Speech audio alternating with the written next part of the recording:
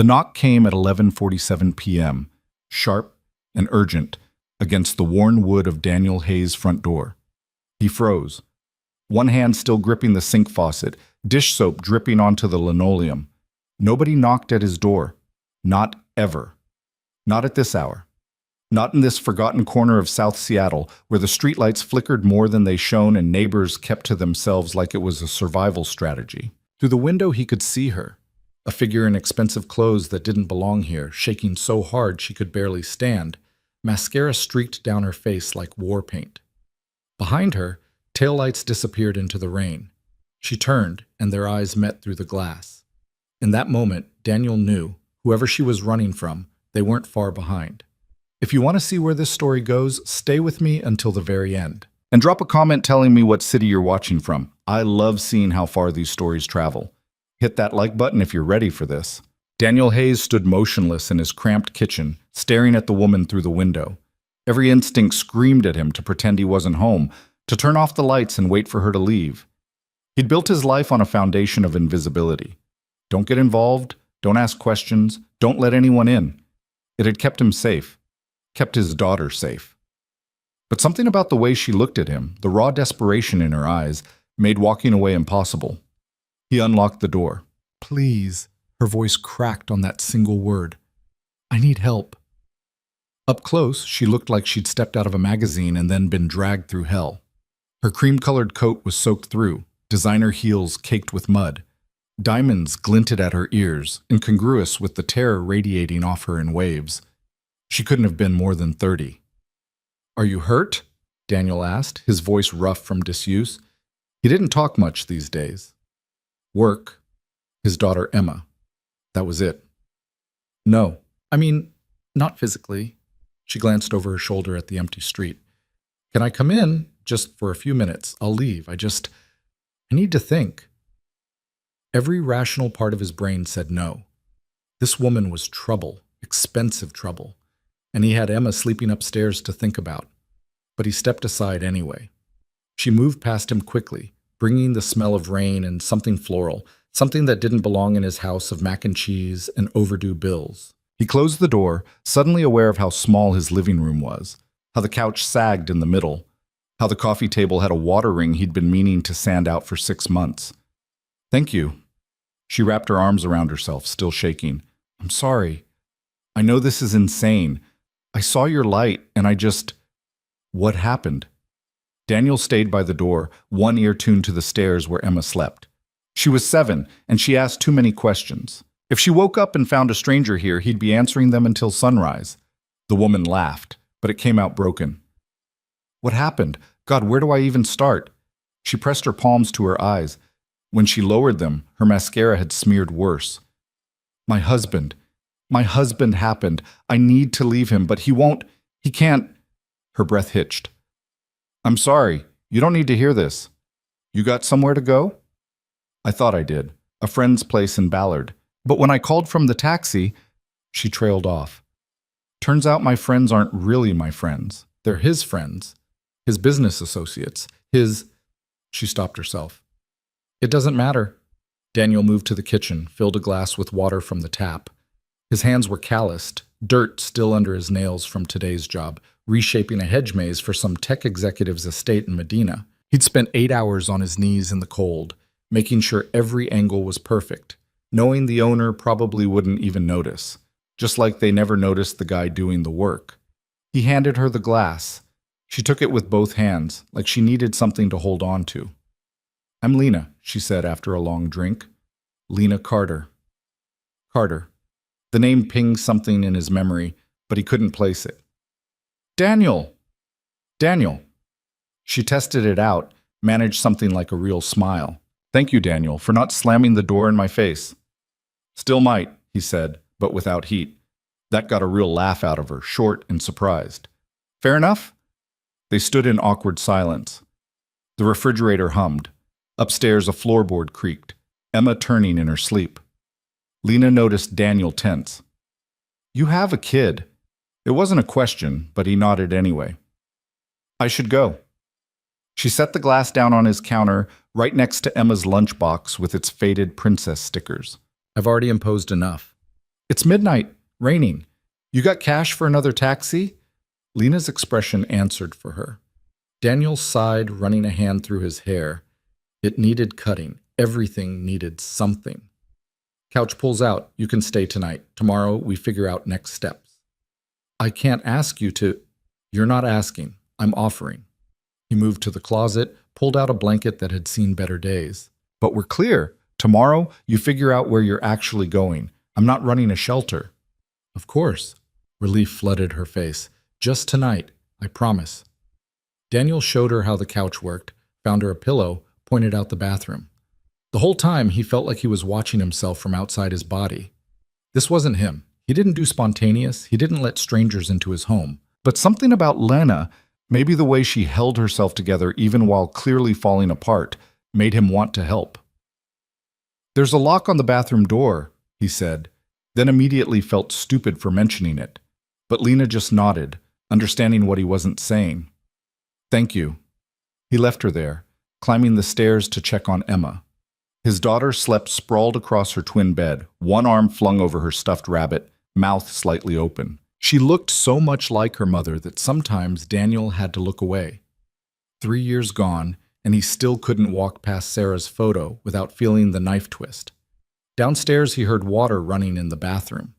The pipes groaned, another thing he needed to fix. The list was endless. He didn't sleep much that night. Every sound from downstairs made him tense, waiting for something to go wrong. Around 3 a.m., he heard crying, muffled but unmistakable. He sat up, then forced himself to lie back down. She needed privacy. Whatever hell she'd walked out of, she'd earned the right to fall apart in peace. Morning came gray and drizzly, standard Seattle October fare. Daniel moved through his routine on autopilot, shower, coffee, pack Emma's lunch. He was spreading peanut butter when he remembered Lena. She was still asleep on the couch, curled into herself, still wearing yesterday's ruined clothes. In daylight, he could see more details. A bruise on her wrist, fading yellow-green. The way her hands were clenched even in sleep, like she was ready to fight. Daddy? Emma appeared at his elbow, rubbing her eyes. Who's that? Daniel crouched to her level, keeping his voice low. Her name's Lena. She needed a place to stay last night. Emma peered around him, curiosity winning over shyness. Is she your friend? Not exactly. She's just... He struggled for an explanation that would satisfy a 7-year-old. She needed help. Oh. Emma processed this with the seriousness she applied to everything. Like when we helped that bird with the broken wing? Despite everything, Daniel smiled. Something like that. Lena stirred, then sat up quickly, disoriented. Her eyes found Daniel, then Emma, and he watched her force herself to relax, to smile. Good morning, she said, voice rough with sleep. Morning. Daniel straightened. Emma, go brush your teeth. Bus comes in 20 minutes. Emma hesitated, staring at Lena with open curiosity, then scampered off. I'm sorry, Lena said immediately. I didn't mean to... It's fine. Daniel poured coffee into a chipped mug, slid it across the counter to her. Black okay? Perfect. She wrapped her hands around it like she had the water glass last night. What time is it? 7:30. God. She closed her eyes. I should go. You've been more than kind, but where? The question hung there. Lena's grip tightened on the mug. I don't know, she admitted finally. I have money. Well, I have credit cards, but he'll track those. She laughed without humor. I sound paranoid. You sound scared, Daniel corrected. Different thing. Emma thundered back down the stairs, toothbrush still in her mouth. All done. Emma. Daniel gave her a look. She grinned, disappeared back upstairs to rinse and spit. Lena watched the exchange with something soft in her expression. How old? 7, 8 in December. She's beautiful. She's a handful. But he said it with pride. Lena stood, smoothing down her wrinkled clothes. I should at least get cleaned up. Is it okay if I... Showers upstairs, towels in the cabinet. She nodded, started to move, then stopped. Daniel, I know this is weird, all of this, but thank you, truly. Don't thank me yet. Hot water's temperamental. That got another real smile out of her. 20 minutes later, Daniel was wrestling Emma into her jacket when his phone buzzed. Work. The crew chief asking if he could swap routes, take the Bellevue properties instead of Shoreline. Yeah, fine, Daniel said into the phone, already mentally rearranging his day. It meant an extra 30 minutes of driving, less time with Emma after school. But the Bellevue houses tipped better. He hung up to find Emma staring at him with those two knowing eyes. You're working late again. Just a little. Mrs. Chen will be there when you get home. Emma's face fell. She liked Mrs. Chen fine, but the neighbor was 80 and mostly let Emma watch TV. You promised we'd go to the park. Guilt twisted in his chest. Tomorrow, I promise. You always say that. Emma, the bus horn blared outside, cutting off his response. Emma grabbed her backpack, shot him one more reproachful look, and trudged out. Daniel watched through the window as she climbed aboard, shoulders slumped. The bus pulled away. That looked fun, Lena said from behind him. He turned. She'd showered, put her hair up in a wet knot, but she was still wearing the same clothes. They looked even worse in daylight. Single-parent life, Daniel said with a shrug. It's all guilt and scheduling conflicts. Where's her mother? The question was gentle, but it still landed like a punch. Dead, car accident 3 years ago. I'm so sorry. He waved it off, uncomfortable with sympathy. You need clothes. There's a Goodwill about 10 minutes from here. I can drop you on my way to work. I can't keep taking from you. You can pay me back when you're back on your feet. He grabbed his keys. Come on. I'm already late. They drove in silence, Lena watching the city scroll past. This part of South Seattle was all strip malls and modest houses, chain-link fences and cars held together with prayer. A different universe from the gleaming towers downtown. How long have you lived here? She asked. 4 years. It's not much, but it's ours. I think it's nice. Real. Daniel snorted. That's a polite way of saying run down. I mean it. She turned to look at him. Everything in my life was curated, perfect, soulless. Your house feels lived in, loved. He didn't know what to say to that, so he said nothing. At the Goodwill, he handed her 2 20s from his wallet. Should be enough for basics. Daniel, pay me back later. He put the truck in park. I finish around 6. Meet back at the house? Lena stared at the money in her hand. Why are you doing this? Honestly, don't know. He gripped the steering wheel. Maybe I'm an idiot. Maybe you'll rob me blind and disappear. But you looked like you needed help, and I'm apparently incapable of walking past that. I won't rob you, she said quietly, and I will pay you back, every cent. Sure. She climbed out, stood on the curb looking lost despite the money in her hand. Daniel almost drove off, almost left it at that. But something made him roll down the window. Lena, whatever you're running from, be careful. People with money and power, they don't like losing things they think they own. Her expression hardened. I'm not a thing. I know that, but does he? She didn't answer, just turned and walked into the store. Daniel drove to work, turning that question over in his mind. He'd seen the bruise, heard the fear in her voice. Whatever Lena Carter was running from, it wasn't just a bad marriage. It was something worse. The day passed in the usual rhythm of physical labor, mowing, trimming, hauling bags of mulch that made his back scream. The Bellevue houses were always the same, massive, empty, perfect. The owners rarely home. Just Daniel and his crew making sure every blade of grass met some impossible standard. Around 4, taking a water break, he pulled out his phone and did something he knew he shouldn't, typed Lena Carter into the search bar. The results made his stomach drop. Society pages, charity galas. Her smiling next to a man who looked like he'd been assembled by a PR team. Perfect teeth, perfect hair, perfect suit. Marcus Carter, venture capitalist. Net worth estimated at north of 200 million. Daniel scrolled through images. Lena in designer gowns. Lena cutting ribbons at hospital wings. Lena looking beautiful and empty in every single photo. Shit, he muttered. What's up? His coworker Miguel appeared, grabbing his own water. Nothing. Daniel pocketed the phone. Just remembered something. But his mind was racing. What the hell had he gotten himself into? This wasn't some regular domestic situation. This was money. Real money.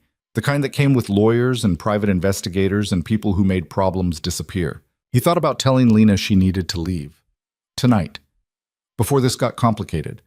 But when he got home at 6:15, she was in his kitchen cooking something that smelled incredible, wearing jeans and a simple sweater from Goodwill, her hair down and drying naturally. Emma sat at the table doing homework, chattering about her day, and Lena was listening, really listening, asking questions, laughing at the right moments. The scene was so painfully domestic that Daniel had to stop in the doorway and just take it in. Lena looked up, saw him watching. "I hope this is okay. I found some chicken in your freezer, some vegetables. Nothing fancy." "It's fine." He set down his keys, suddenly aware of how filthy he was. Dirt under his nails, grass stains on his jeans, sweat dried to salt on his skin. Next to Lena, even in Goodwill clothes, he felt like exactly what he was. A landscaper who could barely keep his own lawn alive. "How was work?" Emma asked without looking up from her math worksheet. "Long?" He moved to wash his hands at the sink, Lena stepping aside to give him room. This close, he could smell her shampoo. She'd used his, the cheap stuff from Costco, but somehow on her it smelled different, better. "I got some things at Goodwill," Lena said, a little nervous. "Basics. And I called around to some shelters, but everything's full or has wait lists. I'm sorry. I know I said one night." "It's fine," Daniel heard himself say. "Stay a few days while you figure things out." Emma's head snapped up. "Really?" "Really?" He met Lena's eyes. "But we need to talk, after dinner." Something flickered in her expression. Fear, maybe. But she nodded. Dinner was strange, good strange. They sat at his small table, the three of them, passing dishes. Emma dominated the conversation, telling Lena about her teacher and the boy who ate paste and the girl who had a cat with 6 toes. Lena asked questions, remembered details, made Emma laugh. Daniel watched them both, feeling something in his chest crack open. Something that had been sealed shut since Sarah died. After dinner, Emma wanted to show Lena her rock collection. Daniel stood at the sink washing dishes, listening to them upstairs, Emma's voice high and excited, Lena's responses warm and genuine. Mrs. Chen called to check in. "I saw you had a visitor last night. Everything okay?" News traveled fast in this neighborhood. "Everything's fine. Just a friend who needed a place to crash." "A lady friend?" Mrs. Chen's tone was loaded with hope. "Just a friend," Daniel repeated firmly. "You need more friends, Daniel. You work too much." "Noted. Thanks for watching Emma today." When he hung up, Lena was coming down the stairs. "She's doing her reading. 30 minutes, she said. Then bed." "Sounds right." He dried his hands, gestured to the living room. "We should talk." They sat on opposite ends of the couch. Lena tucked her feet under her, waiting. "I looked you up," Daniel said. No point dancing around it. "You're married to Marcus Carter." Her expression closed off. "You recognize the name." "Hard not to. He's all over the business section." Daniel leaned forward, elbows on his knees. "Lena, that's serious money, serious power. If he's looking for you—" "He is." She cut him off, voice flat. "He absolutely is. And when he finds me, he'll do everything possible to make me come back. Not because he loves me, because I'm his, like his cars, his houses, his companies. Just another asset he owns." "Does he—" Daniel struggled with the question. "Did he hurt you?" Lena pulled down the sleeve of her sweater, revealing more bruises. Different stages of healing, yellow, green, purple. "Not often," she said quietly. "He's too controlled for that. But when I pushed back, when I questioned him, when I dared to have an opinion—" She let the sleeve drop. "It got worse over time, the isolation, the monitoring. He tracked my phone, my credit cards, had his security follow me. I couldn't see friends without his approval, couldn't work, couldn't have my own money." Daniel's hands clenched into fists. "How long?" 4 years married. 2 years before that dating, though back then he hid it better. She smiled bitterly. "I was 24 when we met, waitressing, trying to make it as a photographer. He seemed so sophisticated, so successful. He said he'd support my career. Instead, he dismantled it piece by piece until I had nothing left but him. Why not divorce him?" "I tried.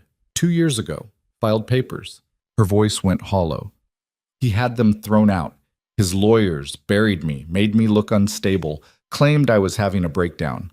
Got a judge to order counseling with a therapist on his payroll. By the end, I believed it. that I was crazy, that I was lucky he put up with me. That's not, I know. She cut him off. I know that now. It took me 2 more years to see it clearly again. To plan. I've been hiding cash, little bits at a time, getting documents together. But the night before I came here, we had a charity gala. He drank too much, got rough, and I couldn't anymore. I told him I was leaving. He laughed, said I'd never survive a day without him. So you ran. So I ran. She wiped at her eyes. Stupid, impulsive, no real plan. I grabbed my purse and walked out, took a taxi as far as my cash would go, which was here. And then I saw your light. Daniel sat back, processing. He's going to find you eventually. I know. And when he does? I don't know. The fear was back in her voice. But I can't go back. I'd rather... She stopped herself.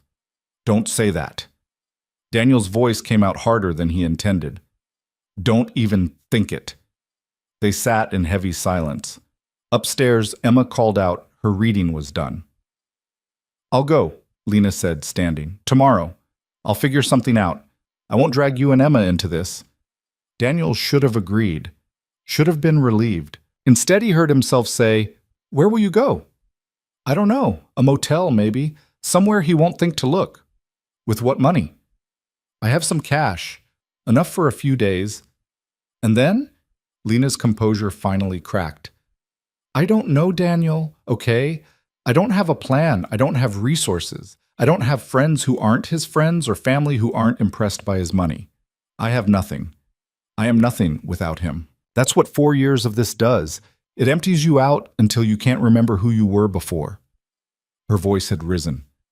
From upstairs, Emma called, Daddy? Is everything okay? Daniel moved to the stairs. Everything's fine, sweetheart. Get ready for bed.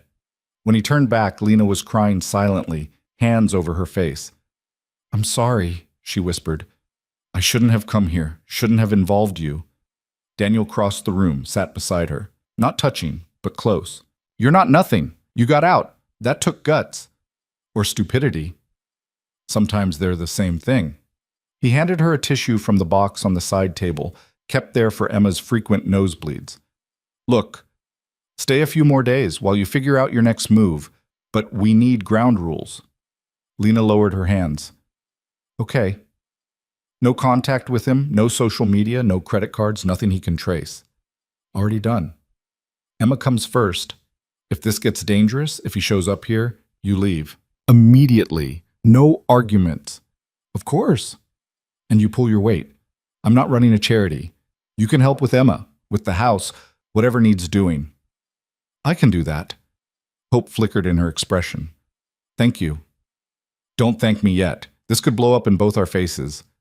But even as he said it, Daniel knew he'd made his choice. Maybe it was stupid, maybe it would cost him.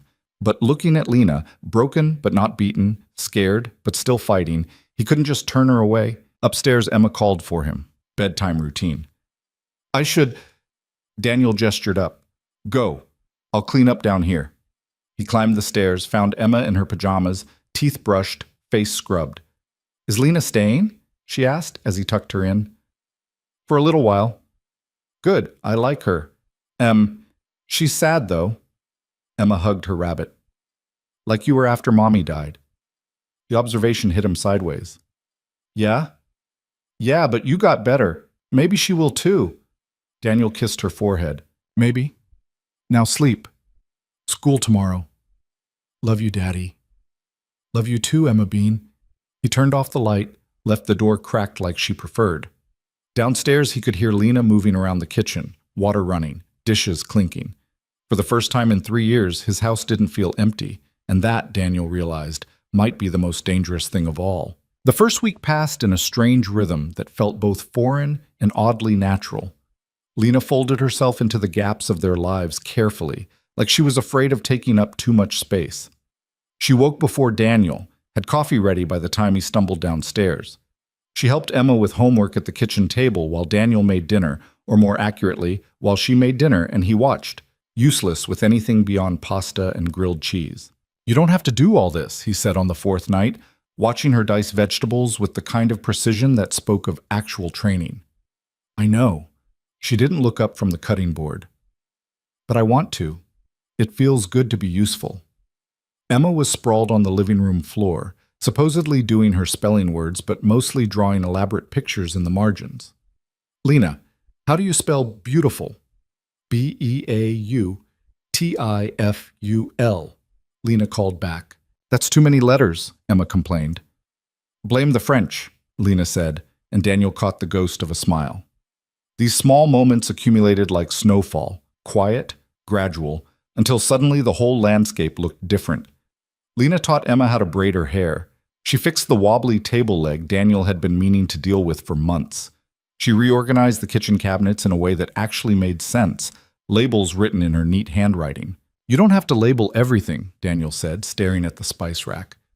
Have you ever tried to find cumin in a hurry? Lena countered. It's chaos in there. It's character. It's a fire hazard waiting for the wrong moment. He couldn't argue with that, but underneath the domestic ease, tension simmered.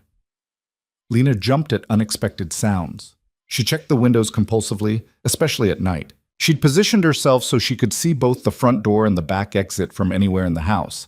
And Daniel noticed she always knew where her shoes were, like she was ready to run at any second. On the 8th day, Mrs. Chen knocked on the door while Daniel was at work. Lena almost didn't answer, but Emma was home sick with a cold, and the persistent knocking made her nervous about drawing attention.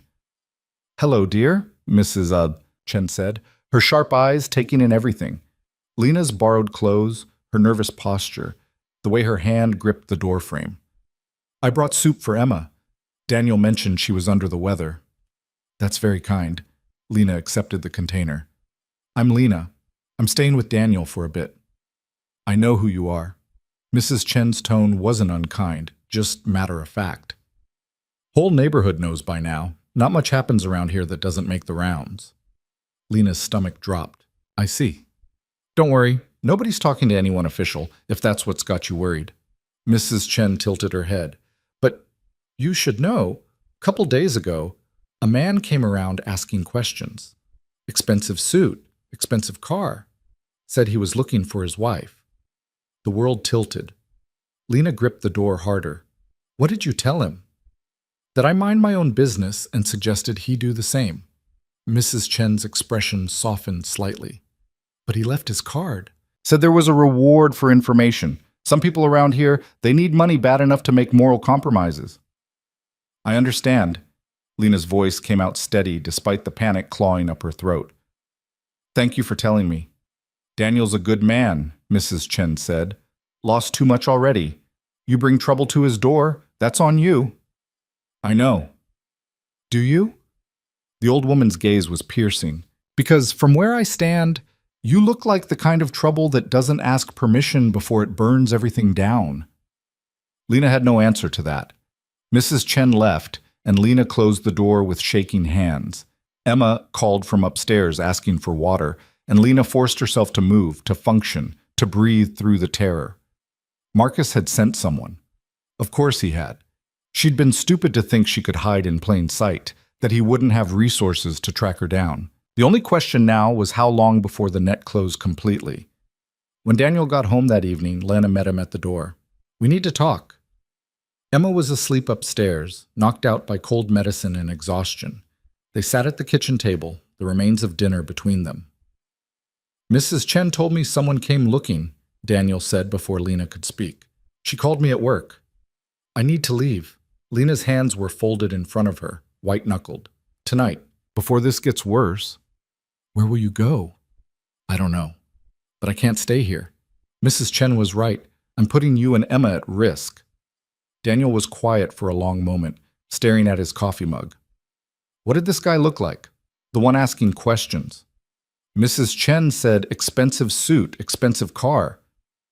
That's half of Seattle. He looked up. Could be a PI. Could be one of your husband's people. Could be someone trying to collect a bounty. Does it matter? Yeah, it does. Daniel leaned back. Because if it's a PI, they're just doing a job. They'll report back, but they're not going to kick down my door. If it's someone on his payroll, that's different. They might push harder. How do you know this? I don't live in a bubble, Lena. I watch the news, read things. He rubbed his face. Look, I'm not saying stay or go. That's your call. But running without a plan is how you end up worse off than before. I can't just sit here waiting for him to find me. No, but you can be smart about next moves. Daniel pulled out his phone. There's a legal aid office downtown, free consultations. You could talk to someone about your options. Legal aid can't go up against Marcus Carter's lawyers. Maybe not in court, but they can tell you what rights you have, what he can and can't do. Daniel met her eyes. Knowledge is something, at least. Lena wanted to argue, but she was so tired of fighting alone. Okay, I'll make an appointment. Good. He stood, started clearing dishes. And Lena, you're not putting us at risk. Emma and we're choosing to help. That's on us, not you.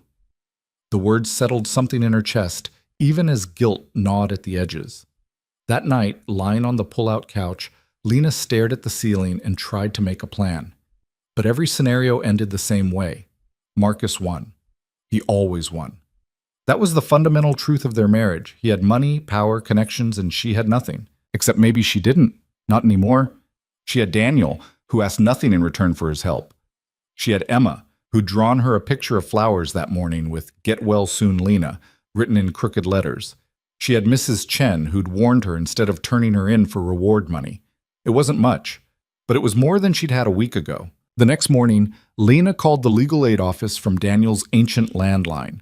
Her cell phone had been turned off since that first night, battery pulled, SIM card destroyed. The receptionist scheduled her for Thursday afternoon. "I'll take off early," Daniel said when she told him. "Drive you there." "You don't have to—" "Lena, stop arguing when people try to help you." She swallowed hard. "Okay. Thank you." The days until Thursday crawled. Lena threw herself into domestic tasks with an intensity that bordered on manic.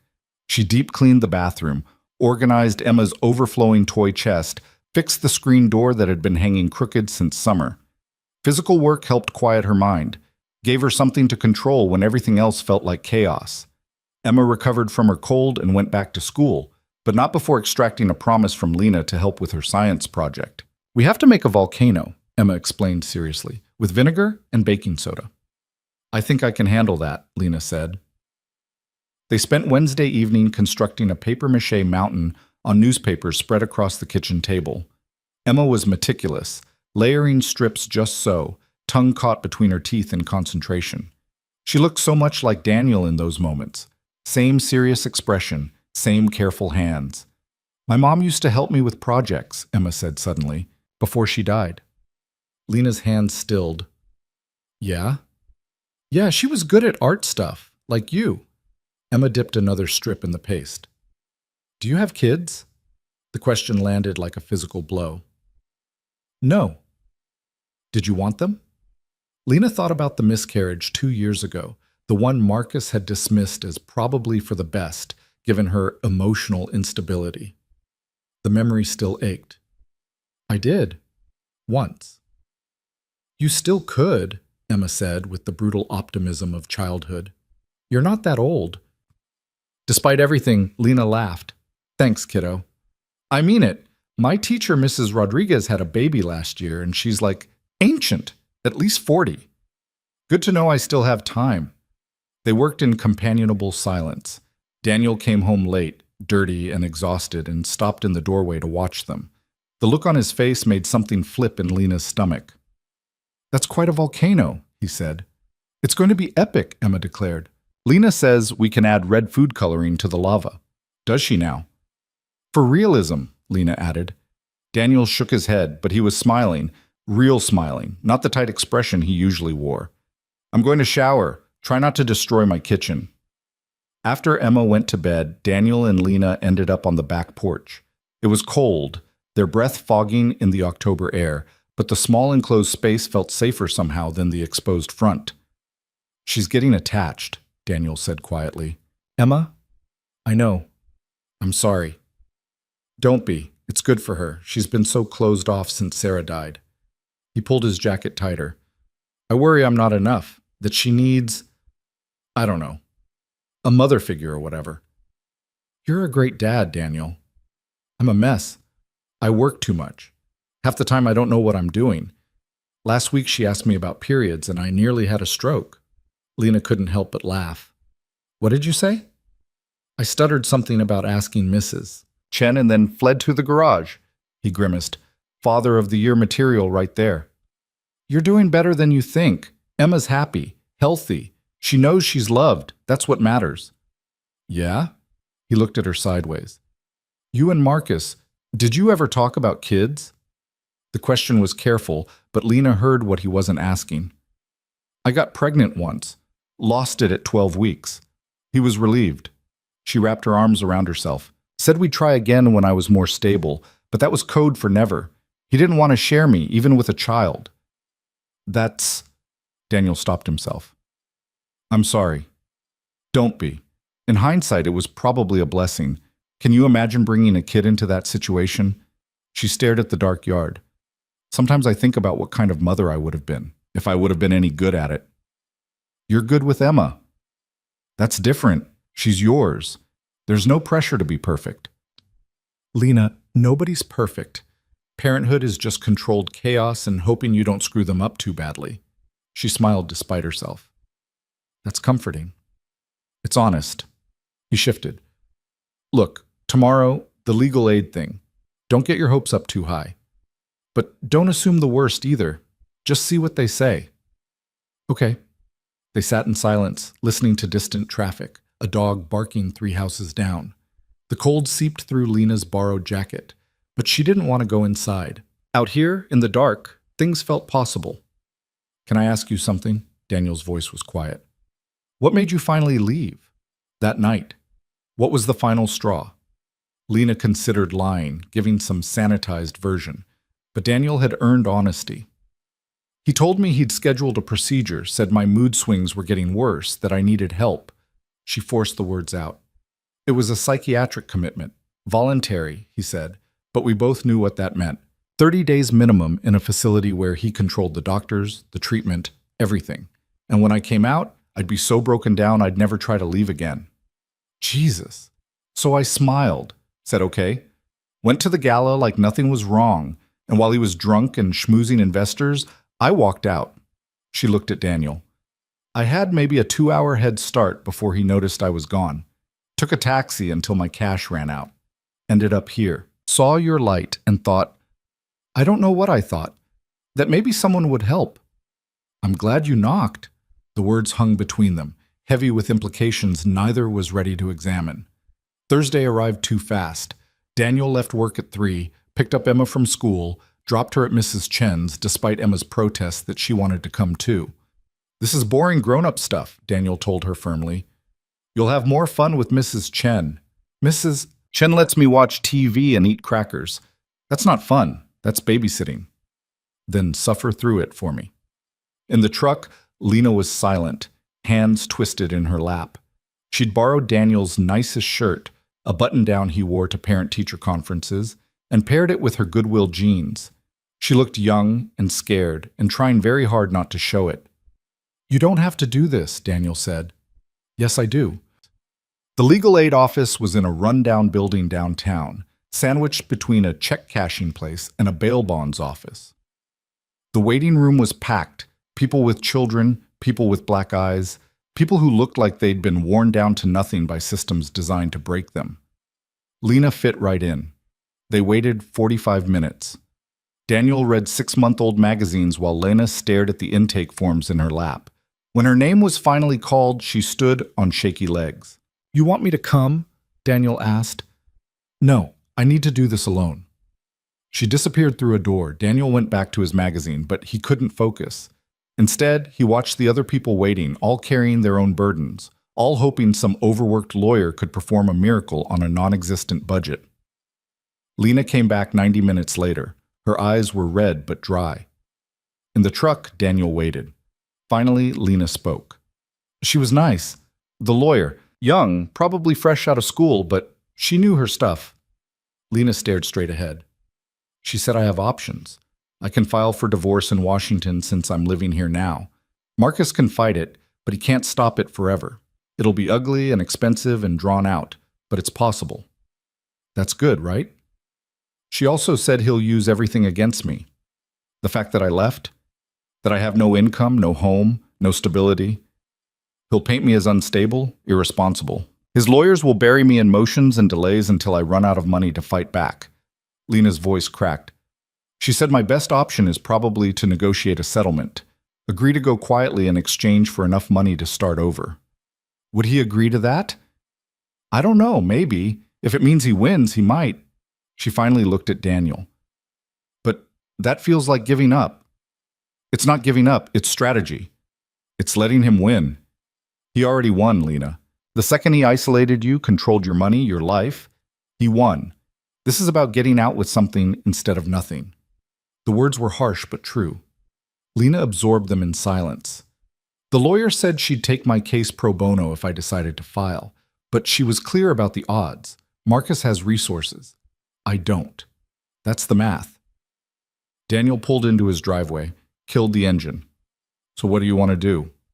I want to fight. I want to stand up in court and tell everyone what he did. I want him to face consequences. Her hands clenched into fists.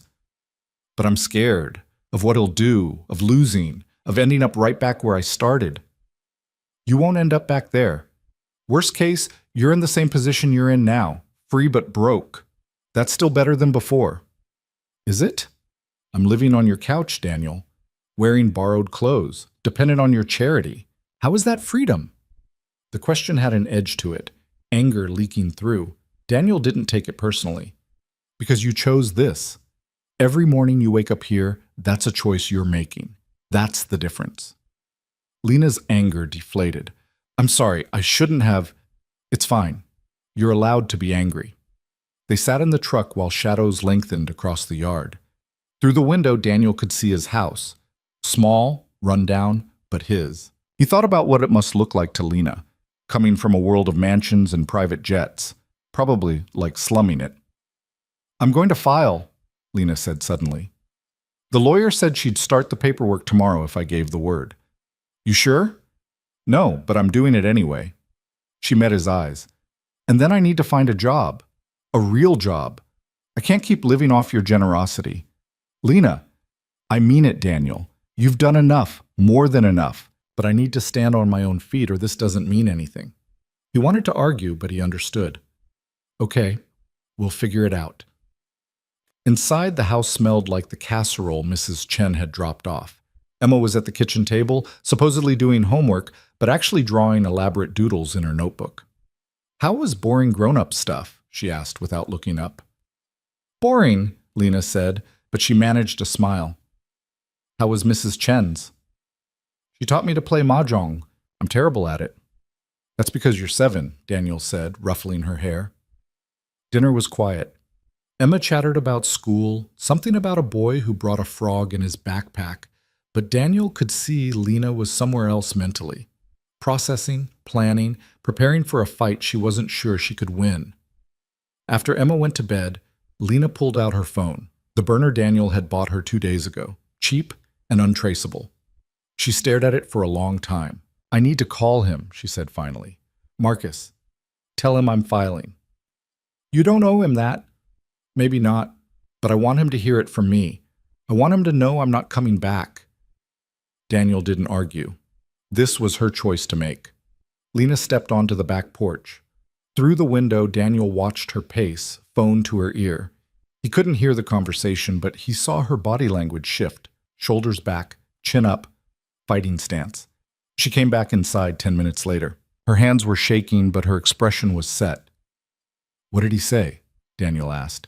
That I'm making a mistake. That I'll regret this. That he'll destroy me in court. She sat down hard. And then he said if I came back tonight, he'd forgive everything. We could start over. He'd get me help, real help, and we could fix our marriage. But you said no. I said I'd rather die alone than spend another minute as his wife. Lena's voice was steady despite the trembling hands. He hung up, but not before telling me I'd be hearing from his lawyers. So it's real now. Yeah, it's real. They sat in silence. Outside, wind rattled the windows. Somewhere in the distance, sirens wailed. I'm scared, Lena admitted, terrified. But also, I don't know. Relieved? Like I've been holding my breath for 4 years and finally I can exhale. That's good. Fear means you're paying attention. Relief means you made the right choice. I hope so. She looked at him. Daniel, when this gets ugly, and it will get ugly, you can change your mind. About me staying here, I won't hold it against you. I'm not changing my mind. You say that now. But when his lawyers start digging into your life, when they show up at your work, when they try to paint you as some kind of accomplice, then they do that. Daniel's voice was firm. I'm a landscaper who took in someone who needed help. That's not a crime. In Marcus's world, it is. Oh, good thing we're not in his world. Lena wanted to believe him, wanted to trust that Daniel's simple decency would be enough armor against what was coming. But she'd seen what Marcus did to people who got in his way. He didn't just win, he obliterated. And now Daniel and Emma were in the blast radius. That night, Lena barely slept. She kept replaying the phone call, Marcus's voice dripping with false concern, the underlying threat clear as day. She'd defied him, embarrassed him, made him look weak. He wouldn't forgive that. Around 3 a.m., she heard footsteps. Daniel appeared in the kitchen doorway, hair sticking up, wearing an old t-shirt and sweatpants. Can't sleep either? He asked. Too much in my head. He moved to the stove, put on water for tea. The domestic gesture was so normal it made Lena want to cry. Sarah used to make tea when she couldn't sleep, Daniel said, his back to Lena. Some herbal thing that tasted like grass clippings but supposedly helped. After she died, I found 17 boxes of it in the cabinet. Took me a year to throw them out. What was she like? Daniel was quiet for a long moment. Stubborn, funny. She called me on my bullshit, which I needed. We met in college. She was pre-med. I was barely scraping by in general studies. No idea what I wanted to do with my life. She said that was fine, long as I figured it out eventually. Did you? Not really. Dropped out junior year when money got tight. Started working landscaping to pay bills. Kept meaning to go back, but then Sarah got pregnant and he shrugged. Life happened. We got married at City Hall, had Emma, scraped by. It wasn't glamorous, but it was ours. She sounds wonderful. She was. And then some drunk driver ran a red light and she wasn't anymore. He poured hot water over tea bags, handed Lena a mug. I was angry for a long time. At the driver, at the universe, at Sarah for leaving me alone with a 4-year-old and no idea how to cope. It's only been the last year or so that I can think about her without wanting to punch something. I'm sorry. Me too. He sat across from her. But I tell you this because I get it. The fear of losing everything, of being alone, of not knowing if you're strong enough to survive what's coming. After Sarah died, I didn't think I'd make it. Didn't think I could handle being a single dad, managing everything by myself, but here I am, still standing, still figuring it out. That's different. You didn't choose to lose Sarah. No, but you didn't choose the situation you're in either. You chose to get out of it. That takes a different kind of strength. Lena wrapped her hands around the warm mug. What if I'm not strong enough? Then you fake it until you are. That's what I did. They drank tea in the quiet kitchen while the clock ticked toward morning, and for the first time since she'd knocked on Daniel's door, Lena felt like maybe, just maybe, she might actually survive this. The divorce papers arrived 6 days later, delivered by a process server who looked bored and vaguely apologetic. Lena signed for them with hands that only shook a little, then stood in the doorway watching the man drive away in his beat-up sedan. The envelope felt heavy, weighted with more than just paper. She didn't open it right away. Instead, she set it on the kitchen counter and stared at it like it might explode. Daniel found her there 20 minutes later, still frozen, still staring. That them? He asked. Yeah. You going to open it? Eventually. She forced herself to move, to put on coffee, to do something normal. The lawyer said Marcus would respond fast. Guess she was right. Daniel picked up the envelope, hefted it. This is more than a response. This is a whole damn novel. He's thorough, I'll give him that. They sat at the table together while Lena finally tore open the envelope. Page after page spilled out. Legal motions, financial disclosures, character witnesses, medical records. Her medical records, pulled from the therapist Marcus had made her see, the one who diagnosed her with everything from anxiety to borderline personality disorder. Listen to this, Lena said, voice flat. Petitioner exhibits pattern of erratic behavior, emotional instability, and poor judgment. Recent abandonment of marital home without notice demonstrates continued mental health deterioration. She laughed, but it came out sharp. He's making me sound insane. Can he do that? Use your therapy records? Apparently. She flipped through more pages. And he's claiming I took marital assets, a watch, some jewelry, cash from his safe. All lies, but good luck proving it. Daniel read over her shoulder. The more he saw, the angrier he got. Marcus wasn't just fighting the divorce. He was destroying Lena piece by piece on paper, building a case that she was unstable, criminal, unfit. What's this part? Daniel pointed to a section near the end. Lena scanned it, and all the color drained from her face. He's requesting a psychiatric evaluation, court-ordered, says it's necessary to determine my fitness to make legal decisions. Can he do that? With the right judge? Maybe. She set down the papers, hands trembling again. This is what he does. He buries you in motions and evaluations and delays until you're too exhausted to fight, until going back looks easier than continuing. So we fight back. With what? I can't afford lawyers like his. Legal aid is great, but they're swamped. They can't match his resources. Then we figure something else out. Daniel's jaw was set. You didn't come this far to give up now. Before Lena could respond, Emma burst through the front door, backpack sliding off one shoulder, face flushed with excitement. Lena, guess what? I got picked for the winter concert. I'm going to be a snowflake. She stopped, noticing the papers spread across the table. What's all that? Boring adult stuff, Lena said quickly, forcing a smile. Tell me about this concert. Emma launched into details. Costumes, rehearsals, the fact that Tommy Chen couldn't carry a tune, but got picked anyway because his mom was on the PTA. Daniel caught Lena's eye over Emma's head, saw the effort it took for her to stay present, to not let the fear show. Later, after Emma was in bed, they reconvened at the kitchen table. Lena had composed an email to her lawyer, outlining everything in Marcus's response. The reply came back within an hour. She says it's all standard intimidation tactics, Lena reported, reading from her phone. The psychiatric evaluation probably won't fly, but he'll push for it to make me look unstable. The theft allegations are serious, but without proof, they're just allegations. And the medical records... She stopped. What?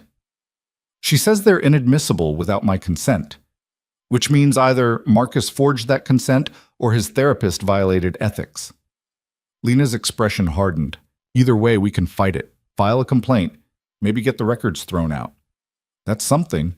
It's a long shot, but yeah, something. She rubbed her eyes. I need to find work, real work. The lawyer said having income, stability, my own place, all that helps my case. Shows I'm not dependent on Marcus, that I can stand on my own. What kind of work? I don't know. Before Marcus, I was a photographer. Did weddings, events, some commercial work, but I haven't touched a camera in 4 years. My equipment's all at the house. His house. And my portfolio, my contacts, everything. He controlled all of it. Daniel thought for a moment. Miguel's brother owns a restaurant, needs help in the kitchen. It's not glamorous, but it's cash under the table until you get on your feet officially. I don't have kitchen experience. You cook better than anyone I know. That's experience. Lena wanted to argue, but she was too tired. Okay, can you ask him? I'll call tomorrow. 3 days later, Lena started working at Casa Verde, a small Mexican restaurant in Georgetown. The kitchen was hot, cramped, and chaotic. The head chef, Rosa, was a 60-year-old woman who ran her domain like a general and took no nonsense from anyone. You know how to dice an onion? Rosa asked Lena on her first day. Yes. Show me. Lena diced the onion. Rosa watched with critical eyes, then grunted. Not bad. You're slow, but you will get faster. Prep station is yours. Don't screw up my mise en place. It was hard work, harder than anything Lena had done in years. Her hands blistered, her feet ached. She came home smelling like garlic and cilantro, exhausted to the bone.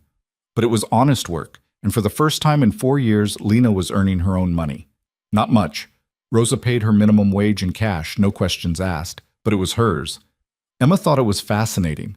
Do you make tacos? she asked one evening. Sometimes. Mostly I chop vegetables and make sauces. That sounds boring. It is, but Rosa says if I'm good, she'll teach me the grill station. Cool.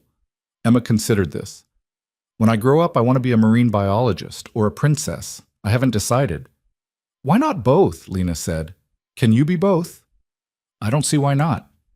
Daniel listened to them from the kitchen, something warm settling in his chest. This felt right. The three of them together, easy conversation, laughter, dangerous, that feeling.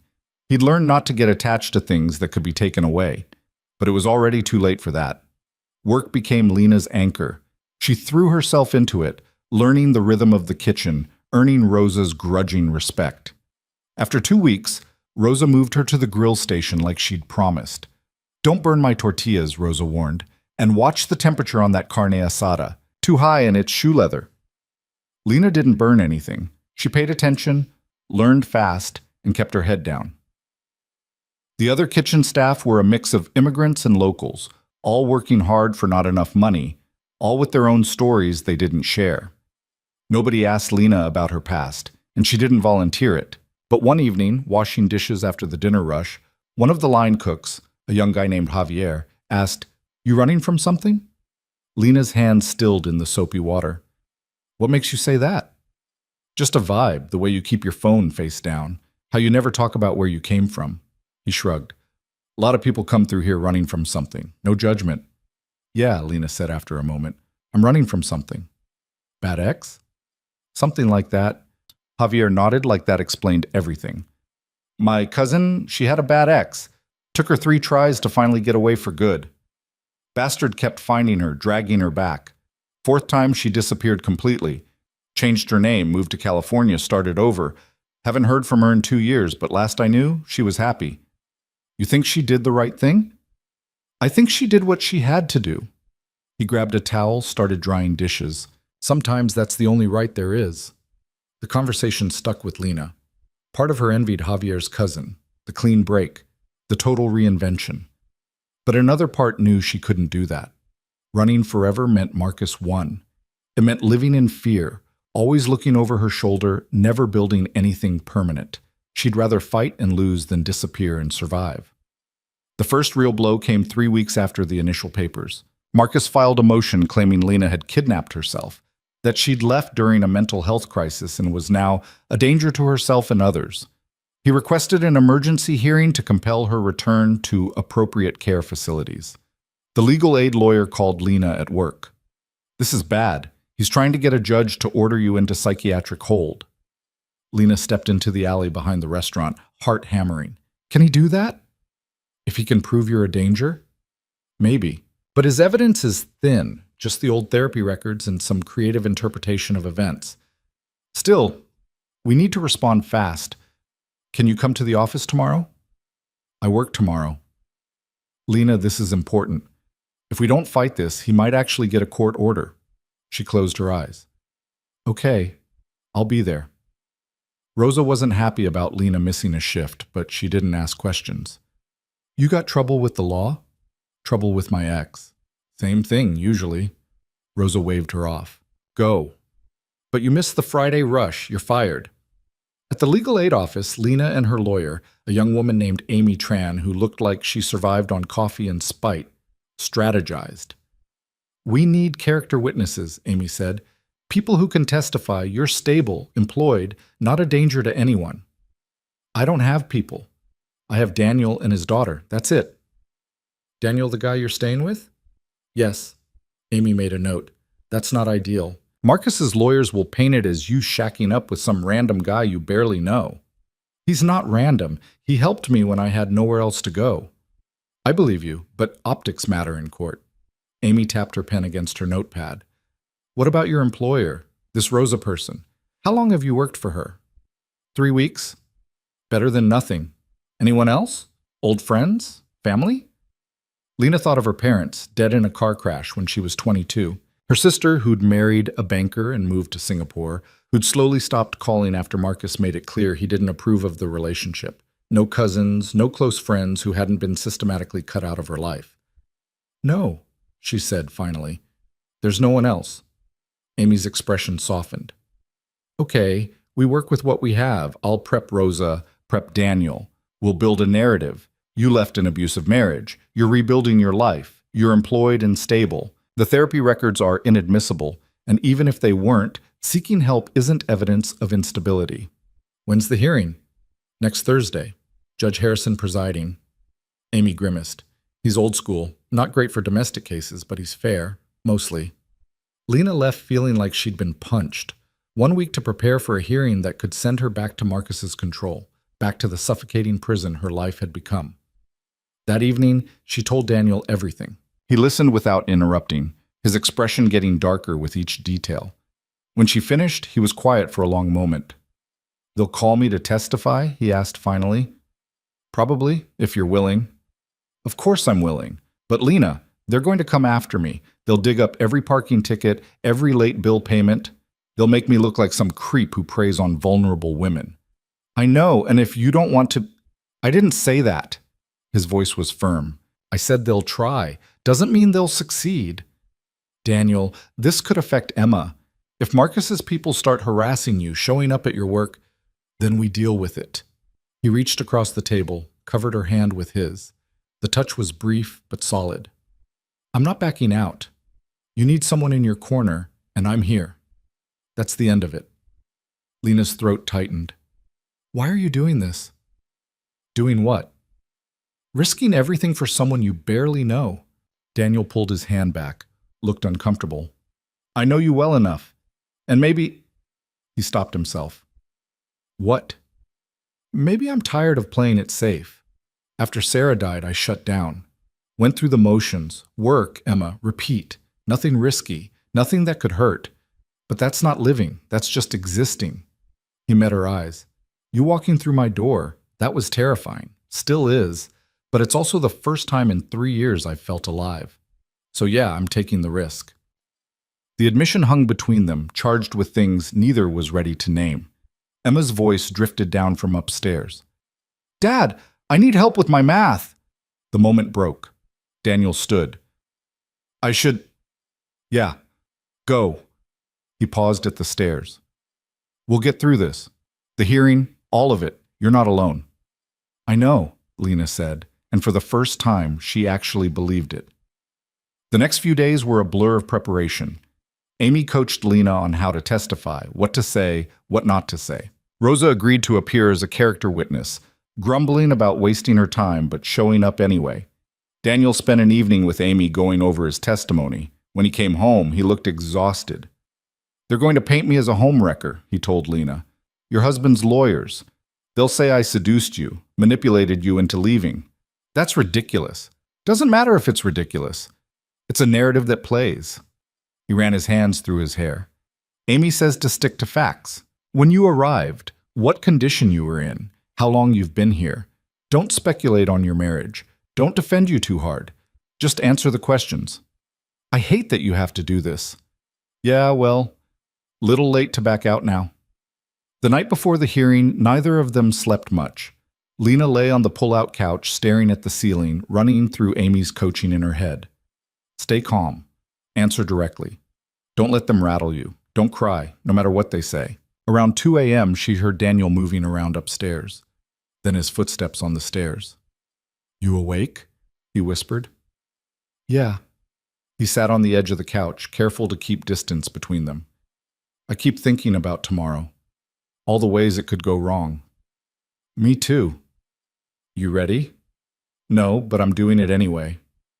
"That's brave." Lena laughed softly. "It's not brave if you're terrified the whole time." "Sure it is. Brave is being scared and doing it anyway." He was quiet for a moment. "Sarah used to say that. When I was freaking out about something, money, fatherhood, whatever, she'd tell me courage isn't the absence of fear. It's action despite fear." She sounds like she was wise. She had her moments. He smiled in the darkness. "She would have liked you, I think. Would have told me to stop being an idiot and help you." "You're not an idiot. Jury's still out on that one." He stood. "Try to get some sleep. Tomorrow's going to be rough." But after he left, Lena felt fractionally better, less alone in the dark. Morning came too fast. Daniel dropped Emma at Mrs. Chen's early. He'd told her he had an important meeting, which wasn't technically a lie. Emma had looked at both of them with knowing eyes, but hadn't pushed. The courthouse was downtown, a brutalist concrete building that looked designed to intimidate. Amy met them outside, carrying a briefcase that had seen better days. "Okay, ground rules," she said as they walked in. "Let me do the talking unless you're on the stand. Marcus will probably be here. Don't engage, don't even look at him if you can help it. His lawyers will try to provoke you. Stay calm." Inside, the hallway was packed with people waiting for their own hearings. Custody battles, evictions, small claims. Everyone looked worn down by the system. And then Lena saw him. Marcus stood near the courtroom doors, flanked by two lawyers in suits that probably cost more than Daniel's truck. He looked exactly as she remembered, tall, polished, handsome in a way that photographs well. When his eyes found hers, he smiled. Not warm, predatory. "Lena," he said, voice smooth, "you look tired. This whole thing must be so stressful for you." Amy stepped between them. "Mr. Carter, please don't speak to my client. I'm speaking to my wife." Marcus's smile didn't waver. "Lena, it's not too late. Come home. We can work this out privately without all this ugliness." "She's not going anywhere with you," Daniel said, voice hard. Marcus's attention shifted to Daniel for the first time, and Lena saw the calculation in his eyes. The assessment, the dismissal. "You must be the landscaper." Marcus made it sound like an insult. "I appreciate you providing temporary shelter for my wife during her episode.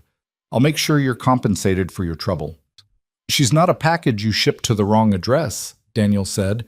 "No, she's my wife, who left during a mental health crisis. I'm simply trying to ensure she gets the help she needs." Marcus's tone was reasonable, concerned, perfect for any onlookers. One of his lawyers touched his arm. "Mr. Carter, we should go in." Marcus nodded, but his eyes stayed on Lena. "I'll see you inside. I'm looking forward to having a chance to clear all this up." He walked into the courtroom like he owned it. Maybe he did. "Ignore him," Amy said quietly. "That's what he wants, to get under your skin before you even testify." But Lena was already rattled. Seeing Marcus in person, hearing his voice, watching that calculated performance, it brought everything back. The fear, the second-guessing, the voice in her head that whispered, maybe he was right. Maybe she was unstable. Maybe she should just go back. Daniel must have seen something in her expression because he leaned close. "Hey, look at me." She did. "You're not going back there. Whatever happens in that courtroom, you walk out free. Got it?" Lena nodded, not trusting her voice. "All rise." They filed into the courtroom. Judge Harrison was exactly as Amy had described. Late 60s, white hair, the kind of face that had seen everything and been impressed by none of it. He looked tired before the hearing even started. Marcus's lead lawyer stood. His name was Richard Blackwell, and he had the kind of reputation that made other lawyers nervous. "Your Honor, we appreciate the court's time on this urgent matter. Our client, Mr. Marcus Carter, is here today out of deep concern for his wife's welfare." Amy countered immediately.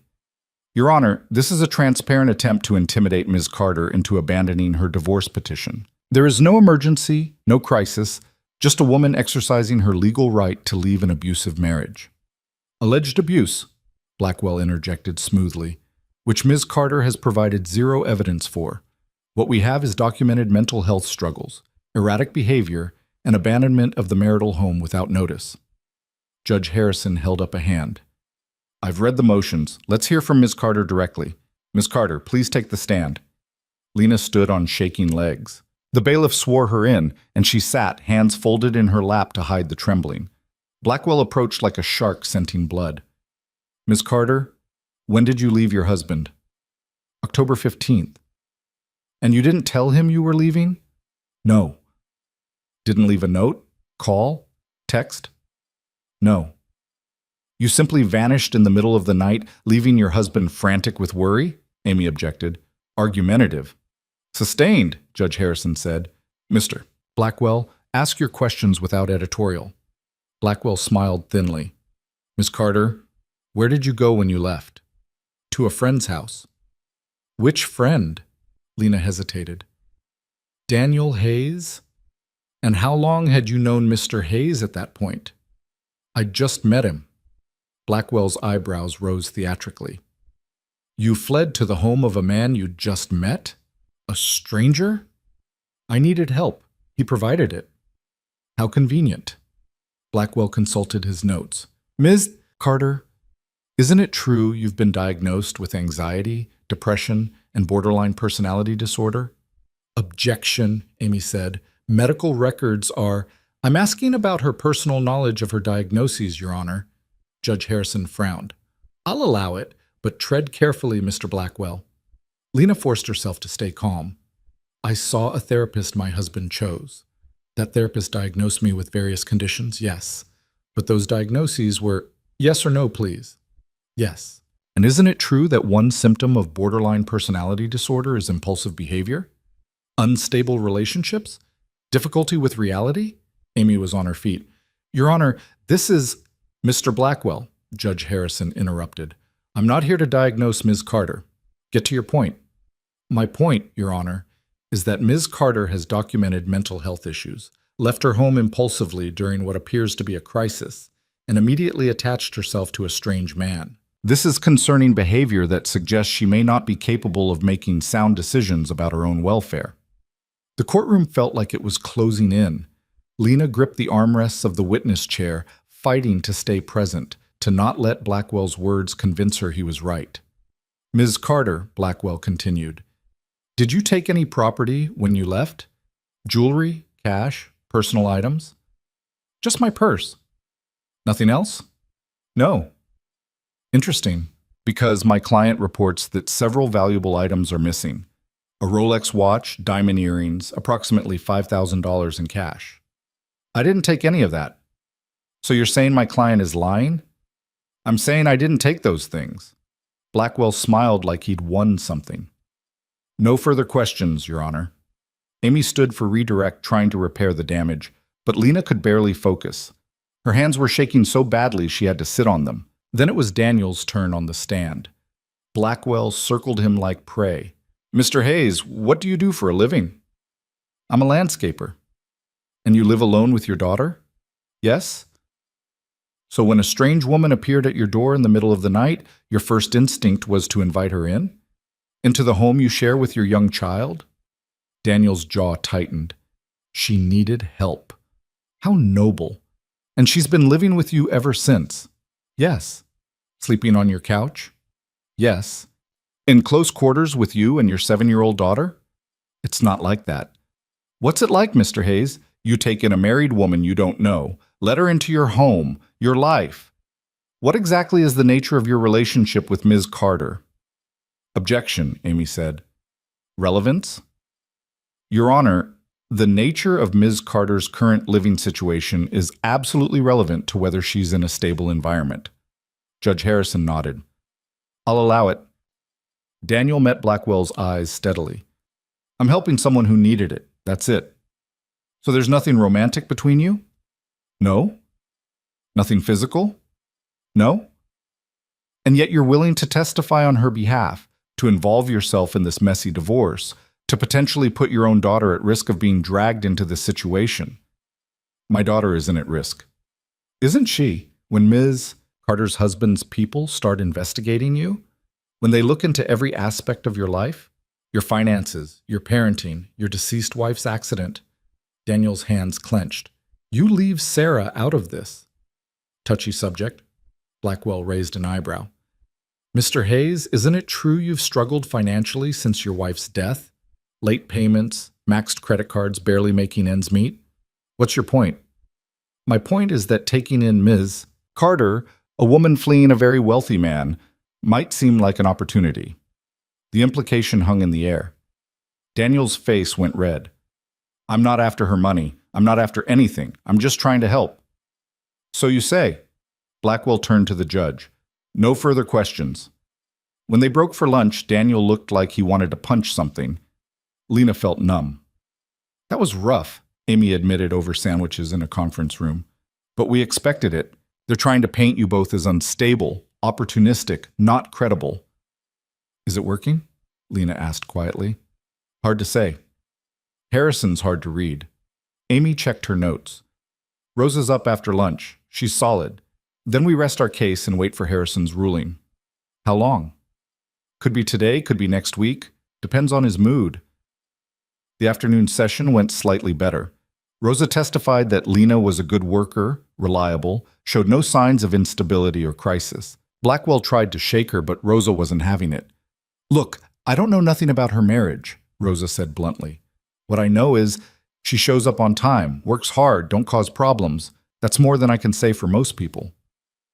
When both sides rested, Judge Harrison leaned back in his chair, looking at the ceiling like it might have answers. I've heard enough, he said finally. Mr. Blackwell, your client's concerns are noted, but I'm not convinced Ms. Carter poses any danger to herself or others. She's employed, she has stable housing, and there's no evidence of acute mental health crisis. Lena's heart leaped. However, Harrison continued, and the hope deflated, I'm also not comfortable with the current living arrangement. Ms. Carter living with Mr. Hayes in close quarters does raise questions about propriety and stability. Your Honor, Amy started. I'm not finished. Here's my ruling. I'm denying Mr. Carter's motion for psychiatric hold. Ms. Carter is a competent adult entitled to make her own decisions. But I'm ordering a follow-up hearing in 30 days. At that time, I expect to see evidence that Ms. Carter has secured independent housing and continued employment. If she can demonstrate stability, we'll proceed with the divorce proceedings. If not, I'll revisit Mr. Carter's concerns. He banged his gavel. We're adjourned. Outside the courthouse, Marcus caught up to them. 30 days, Lena, he said quietly. That's all you have. And when you can't find housing, when you run out of money, when this whole charade falls apart, I'll be waiting. She's not coming back to you, Daniel said. Marcus finally looked at him, really looked, and there was something cold in his eyes. You have no idea what you've gotten yourself into, Mr. Hayes, but you will. Soon. He walked away, his lawyers trailing behind like remoras. Amy touched Lena's arm. We won, mostly. But he's right about one thing. You need your own place. 30 days isn't much time. I know, Lena said. But inside she was already calculating. Her paychecks from Rosa, the few hundred she'd saved. It wasn't enough for first and last month's rent. Not even close. In the truck, Daniel was quiet. Finally he said, We'll figure out the housing thing. How? I don't have the money, and nobody's going to rent to someone with no credit history, no references. There's got to be something. A room somewhere, a studio. In Seattle? With what I make? Lena laughed bitterly. I'd need 3 jobs just to afford a closet. They drove in silence. The victory felt hollow. They'd won the battle, but the war was far from over. That night, Emma asked why everyone looked so sad. Long day, sweetheart, Daniel said. Did the meeting go bad? Not bad, just complicated. Emma studied them both with those 2 old eyes. Lena's not leaving, is she? No, baby. I'm not leaving, Lena said, hoping it was true. But later, lying in the dark, she wondered how long she could keep that promise. The search for housing became Lena's obsession. Every spare moment between shifts at Casa Verde, she scrolled through rental listings on her cheap phone, calling numbers that either didn't answer or laughed when she explained her situation. No credit history, no references beyond a landscaper and a restaurant owner, no previous rental history she could prove. On paper, she was nobody, exactly what Marcus had designed. There's a room in Renton, she told Daniel one evening, showing him a listing. $300 a week, shared bathroom. Daniel looked at the address and shook his head. That's not a room, that's a trap house. You're not going there. I don't have a lot of options. Then we make more options. But making options required resources they didn't have. Daniel had quietly asked around his crew, put out feelers, but most places wanted first, last, deposit, easily $3,000 Lena didn't possess. 2 weeks after the hearing, Marcus made his next move. Daniel came home to find a black town car parked across the street. A man in a dark suit sat inside, watching the house. Not hiding, not pretending, just watching. The hell is this? Daniel muttered, grabbing his phone. Before he could call anyone, the man got out of the car. Middle-aged, unremarkable face, the kind of person who disappeared in crowds. He held up his hands in a peaceful gesture as he approached. Mr. Hayes? I'm not here to cause trouble. Then why are you here? I work for Mr. Carter. He asked me to deliver a message. The man pulled an envelope from his jacket, held it out. He's willing to make this all go away. The divorce, the legal fees, everything. Ms. Carter gets a generous settlement, enough to start over anywhere she wants. All she has to do is sign a non-disclosure agreement and drop the abuse allegations. Daniel didn't take the envelope. She's not making abuse allegations. Not yet, but Mr. Carter wants to ensure she doesn't. This offer is good for 48 hours. After that, things get more complicated. That a threat? The man's expression didn't change. It's a reality check.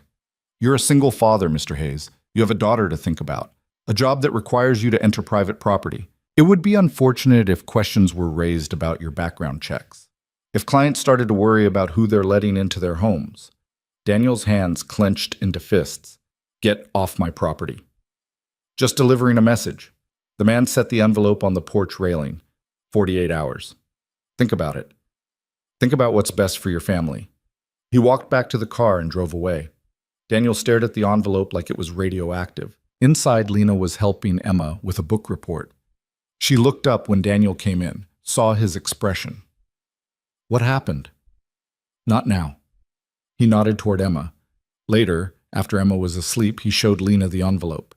Inside was a check for $250,000 made out to Lena Carter and a 10-page non-disclosure agreement. Lena read through it with shaking hands. The terms were clear. She got the money, Marcus got his reputation intact. She could never speak about their marriage, never write about it, never even imply abuse occurred.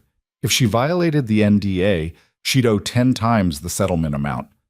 $250,000, she said quietly. That's more money than I've ever seen. It's a gag order, Daniel said. He's buying your silence. I know. She set down the papers. But with this money, I could get my own place. Pay Amy's fees, start over properly. Isn't that what we wanted? Not like this. Why not? Lena's voice rose. Because it's his money? Because it feels like giving up? Daniel, I'm exhausted. I'm tired of fighting, tired of being scared, tired of dragging you and Emma into my mess. This could end it. Clean break. You really believe that he'd just let you walk away? He'd have to. It's a legal contract. Daniel laughed without humor. Lena, the man sent someone to threaten my livelihood. You think he plays by rules? Then what do I do? Keep working for minimum wage, hoping I scrape together enough for some dump that'll barely pass inspection? Keep putting you at risk? She was crying now, frustrated tears. I don't have good choices here. I have bad and worse. Daniel pulled her into a hug before he could think better of it. She stiffened, then collapsed against him, shaking. We'll figure something out, he said into her hair. But signing this, it's not the answer. Trust me. She wanted to believe there was another way.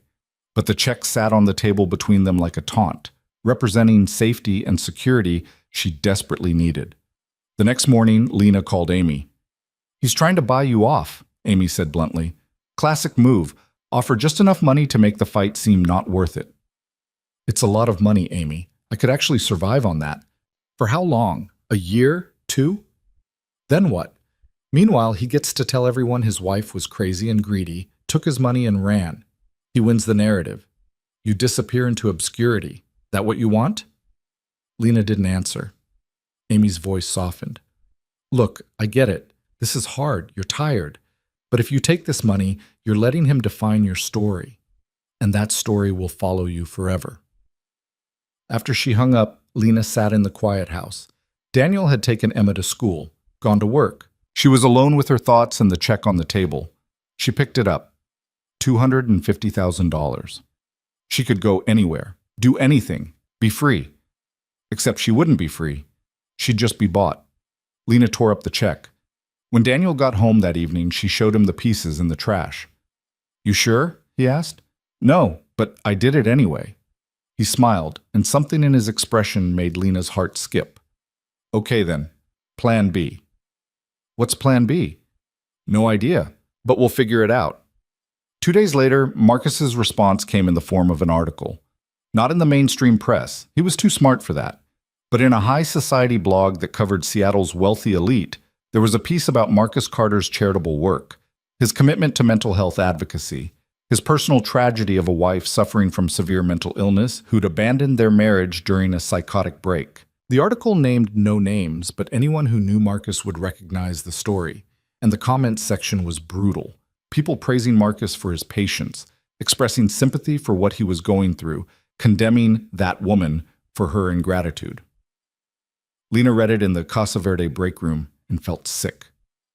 "You okay?" Rosa asked, noticing her expression. "No." Lena showed her the article. Rosa read it, her face darkening. "This your ex?" "Yeah." "He's a piece of work." Rosa handed back the phone. "But you know what? People who read this garbage, they don't matter. They don't know you. They don't know the truth." "The truth doesn't seem to matter much." "Maybe not to them, but it matters to you, and to the people who actually know you." Rosa squeezed her shoulder. "Keep your head up. Don't let him win by making you give up."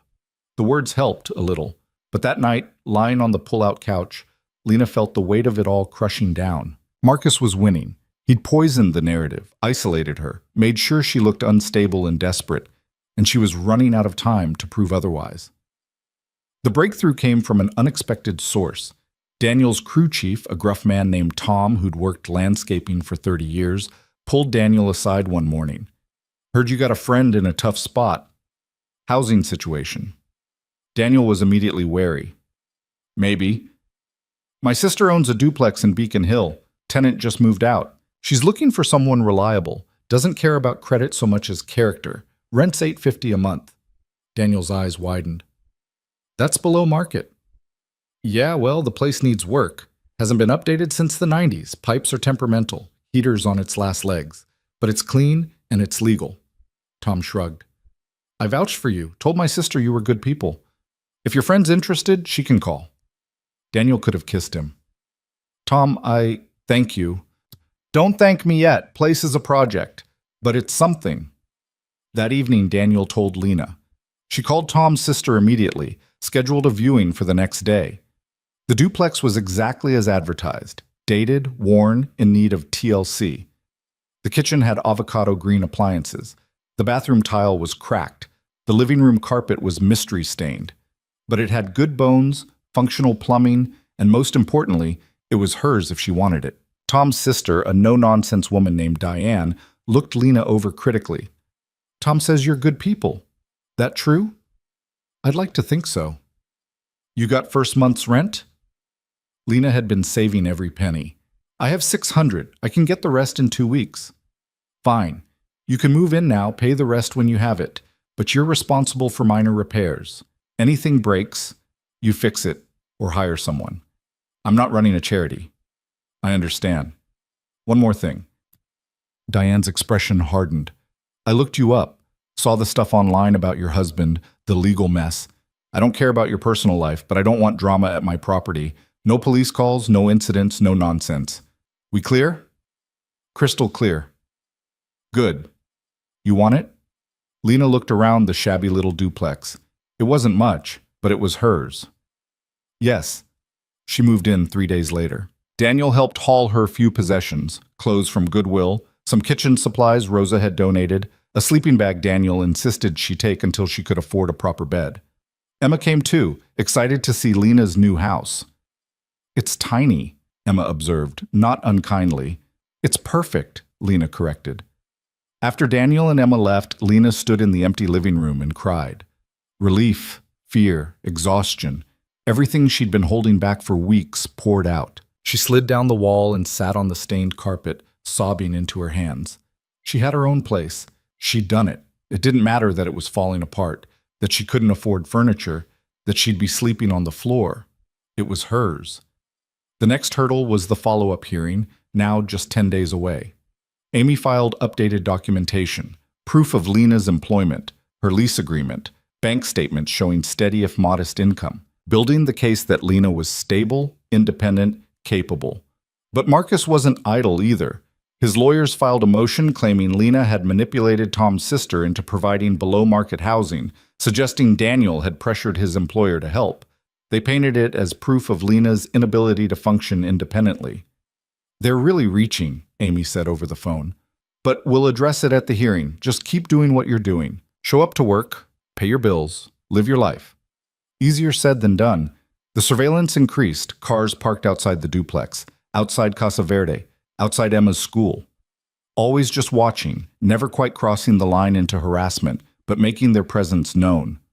Daniel started varying his routes home, checking for tails. He'd catch Emma staring at the strange cars with worried eyes. "Are those bad guys?" she asked one evening. "No, sweetheart, just annoying guys. They're watching Lena, aren't they? Because of her mean husband." Daniel hated that Emma knew any of this. "Yeah, that's not fair." "No, it's not." Emma was quiet for a moment. "Dad, what happens if the judge says Lena has to go back?" "That's not going to happen." "But what if it does?" Daniel pulled her close. "Then we deal with it. But I don't think it will. Lena's strong. She's fighting hard, and we're helping her."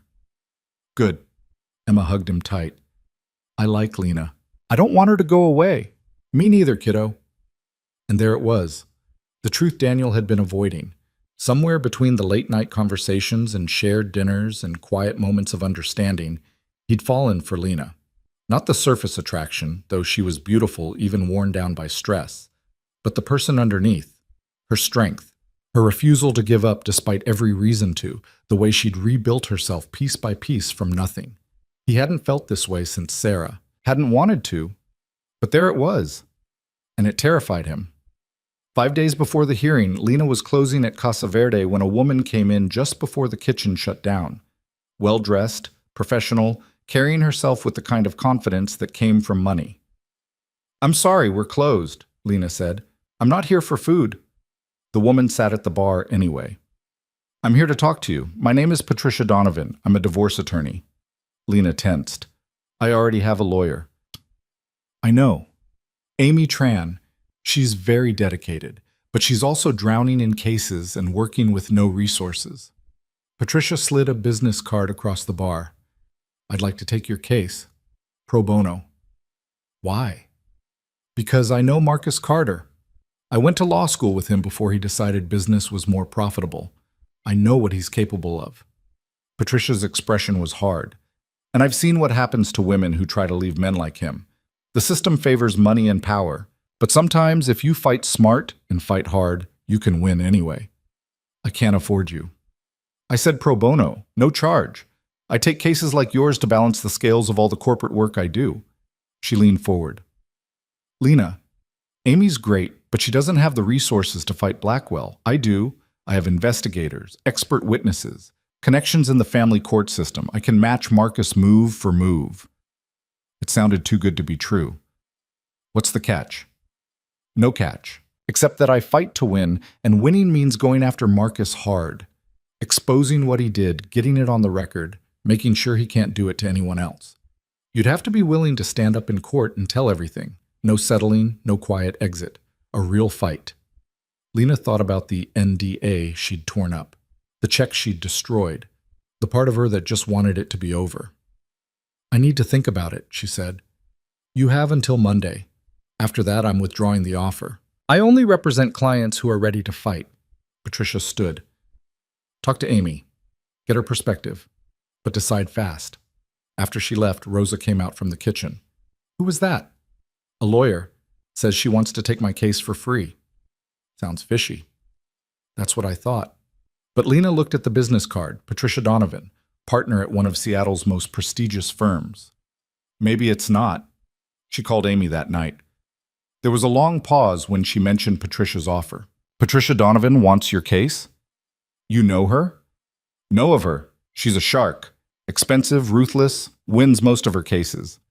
Amy was quiet. "If she's offering pro bono, you should take it." "But what about you?"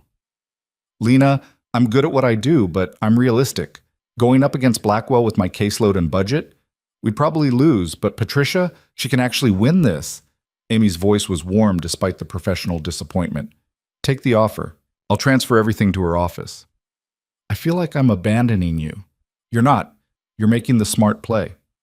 That's what I've been trying to teach you. Don't let pride or loyalty get in the way of winning." Monday morning, Lena called Patricia's office. "I'm ready to fight," she said when Patricia answered. "Good. Come in tomorrow. We have a lot of work to do before Friday's hearing." The next 3 days were a whirlwind. Patricia's office was everything Amy's wasn't. sleek, modern, staffed with assistants and paralegals who moved with efficient purpose. Patricia herself was all business, drilling Lena on every detail of her marriage, taking notes, recording statements. "The therapy records," Patricia said. "Marcus's lawyer forged your consent to release them. That's an ethics violation. We can get him sanctioned, possibly disbarred. Will that help my case?" "It'll help destroy his credibility. If his lawyer is willing to forge documents, what else is he lying about?" Patricia smiled. It wasn't warm. "I'm going to tear their case apart piece by piece." She also had news about the theft allegations. "I hired an investigator. Your husband's Rolex? He sold it 6 months ago to cover gambling debts. The diamond earrings were never purchased. No record of sale anywhere. The cash from the safe? Bank records show he withdrew it himself the day after you left. He's been manufacturing evidence." Lena felt vindicated and sick. "He framed me. He tried. But now we have proof he lied. That changes everything." Friday arrived too fast. The courtroom was the same, but the atmosphere was different. Patricia commanded the space in a way Amy, bless her, never could. She wore a power suit that probably cost more than Lena's monthly rent and carried herself like she owned the room. Marcus noticed the change immediately. When he saw Patricia, his expression flickered. Surprise, then calculation. Judge Harrison called the court to order. "Ms. Donovan, this is unexpected." "Your Honor, I've taken over representation of Ms. Carter. I filed notice with the court yesterday." "I saw. Quite a step up for Ms. Carter." Harrison's tone was dry. "Let's proceed. Mr. Blackwell, I assume you've reviewed the updated filings." Blackwell stood, and for the first time he looked slightly unsettled. "We have, Your Honor, though we question the timing and motivation of Ms. Donovan's involvement." "Question all you want in your closing. For now, let's stick to facts. Ms. Donovan, your client has secured independent housing?" "She has, Your Honor. She's been residing at her own apartment for 2 weeks, paying rent through her employment at Casa Verde restaurant. She's been completely self-sufficient." "And yet," Blackwell interjected, "this apartment was secured through connections provided by Mr. Hayes, suggesting continued improper relationship, suggesting," Patricia cut him off smoothly, "that Ms. Carter has built a support network of people willing to vouch for her character. Unlike Mr. Carter, who seems to have surrounded himself with people willing to lie on his behalf." Blackwell's face reddened.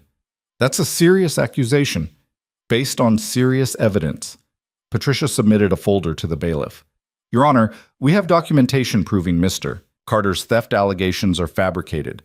The Rolex in question was sold by Mr. Carter himself. The cash was withdrawn by him after Ms. Carter left, and the diamond earrings were never purchased at all." The courtroom went silent. Judge Harrison flipped through the documents, his expression darkening. "Mr. Blackwell, did you verify these theft allegations before filing?" "We relied on our client's sworn statements." "Your client lied." Harrison's voice was sharp. "Either that, or he's remarkably confused about his own property." "Which is it?" Marcus leaned forward, whispering urgently to Blackwell. Blackwell looked like he wanted to disappear into the floor. "Your Honor, there may have been some miscommunication." "Miscommunication." Harrison set down the papers. "Ms. Donovan, anything else?" "The therapy records Mr. Blackwell submitted. We have proof the release authorization was forged. Ms. Carter never consented to their disclosure." "Your Honor," Blackwell sputtered, "those records were provided by the therapist." "Using a forged authorization. That's a crime, Mr. Blackwell." Harrison looked at Marcus. "Mr. Carter, I'm going to ask you directly. Did you authorize the release of your wife's medical records without her consent?" Marcus stood.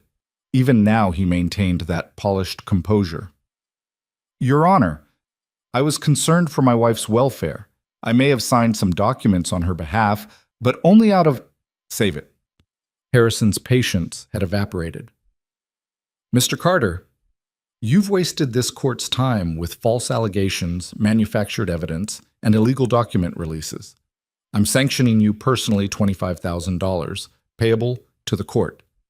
Mr. Blackwell, you're getting off with a warning, but if I ever see this kind of sloppy work from you again, we'll revisit your bar status."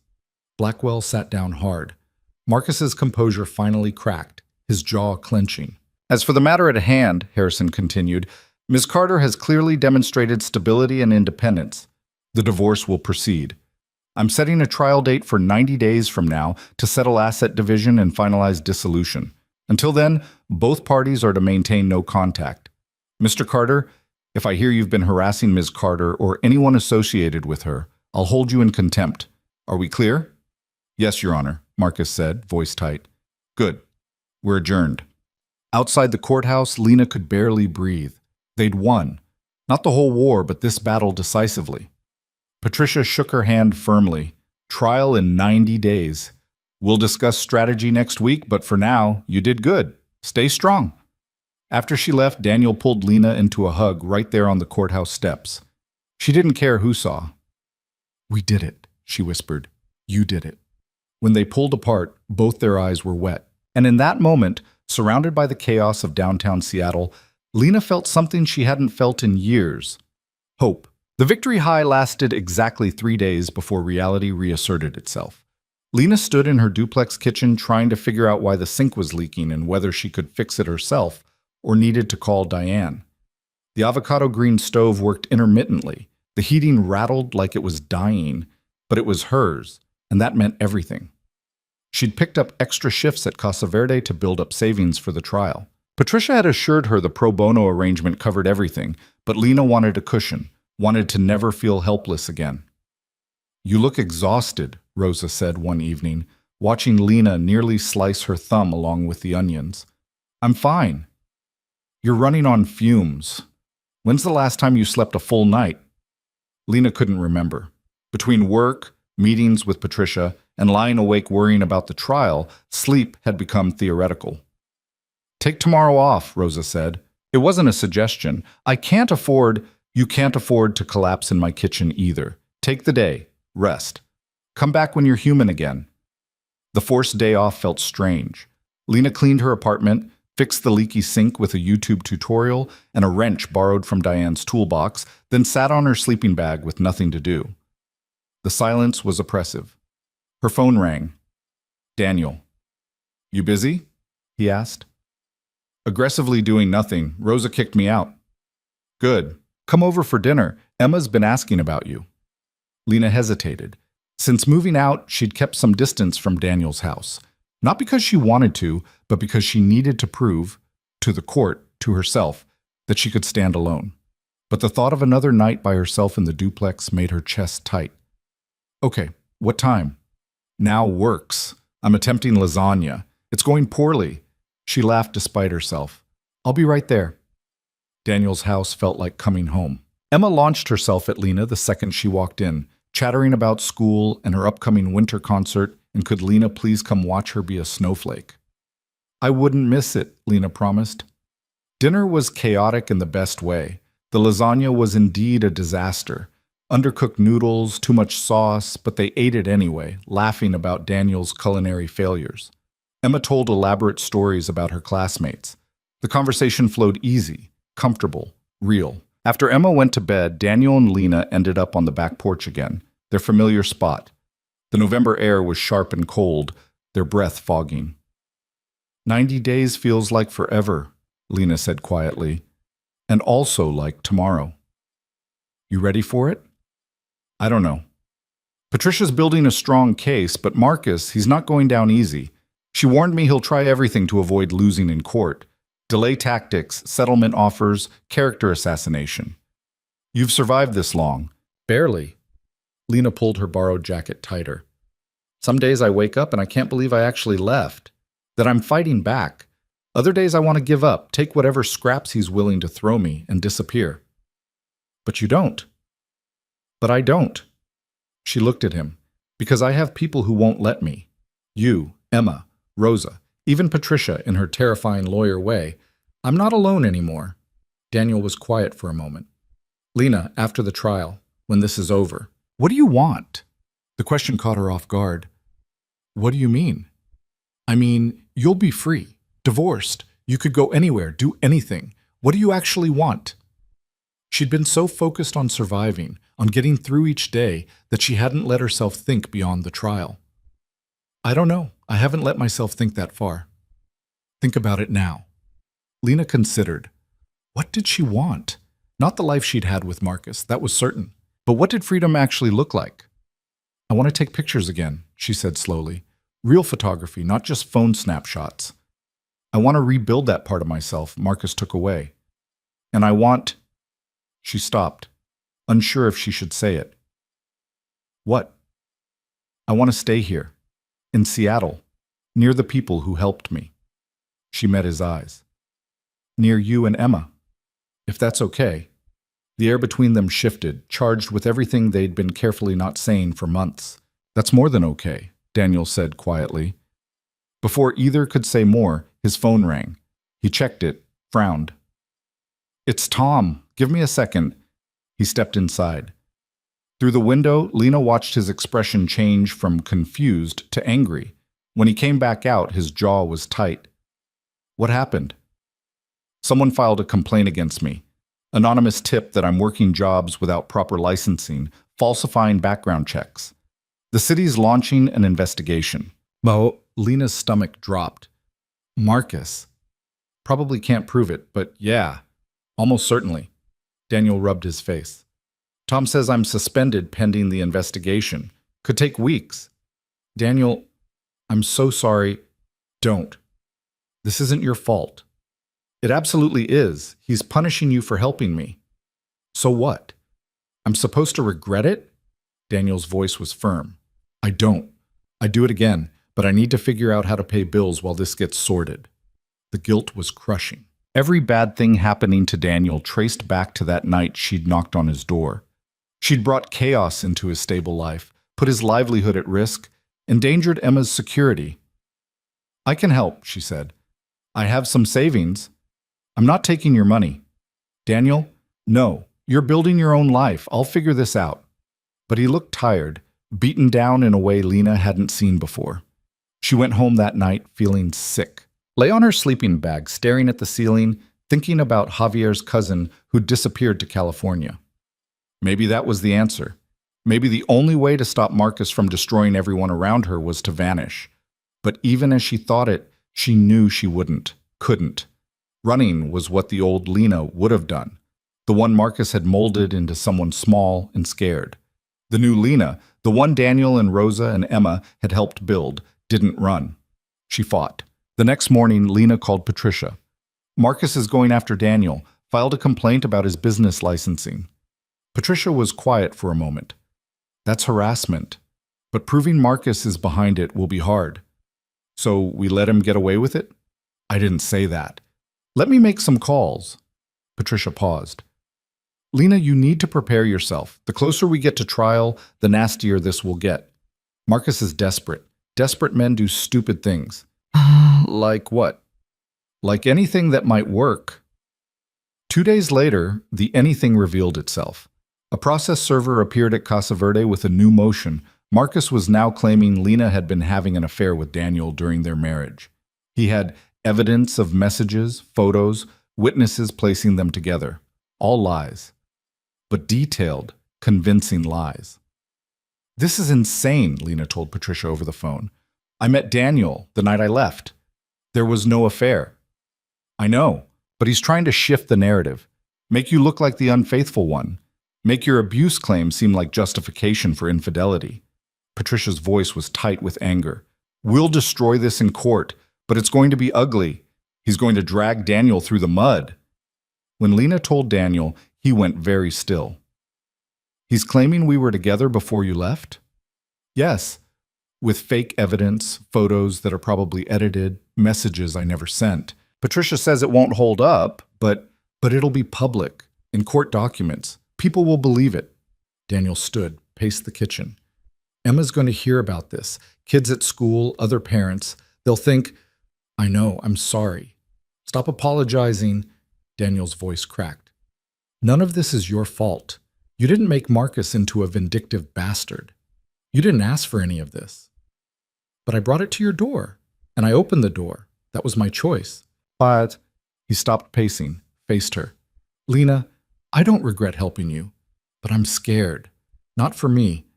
I can handle whatever reputation damage comes my way. But Emma? She doesn't deserve this. No, she doesn't. Lena felt tears building. Maybe I should withdraw, drop the divorce, take a settlement. Make this go away before he hurts anyone else. That what you want? No. But what I want doesn't matter if it's hurting the people I care about. Daniel crossed to her, took her shoulders gently. Listen to me. You matter. Your freedom matters. And Emma, she's tougher than you think. She'll be okay. We'll all be okay. But only if you don't give up now. How can you be so sure? Because I've already lost everything once. When Sarah died, I thought that was it. End of my life as I knew it. But I survived. Built something new. If we have to do that again, if Marcus burns everything down, we'll survive that too. His certainty steadied her. Lena leaned into him, letting herself take comfort for a moment before pulling back. Okay, she said, we fight. The investigation into Daniel's business took 3 weeks. 3 weeks of stress, of lawyers, of Daniel taking odd jobs for cash while the official suspension held. But in the end, the city found nothing. The complaint was dismissed as baseless, likely filed by someone with a grudge. They both knew who that someone was. Marcus's affair allegations lasted slightly longer, until Patricia's investigator tracked down the witnesses Marcus claimed could place Lena and Daniel Tizadaso. One was a security guard who'd never worked at the building he claimed. Another was a woman who didn't exist, fake name, fake address, fake everything. The photos were also exposed as manipulated.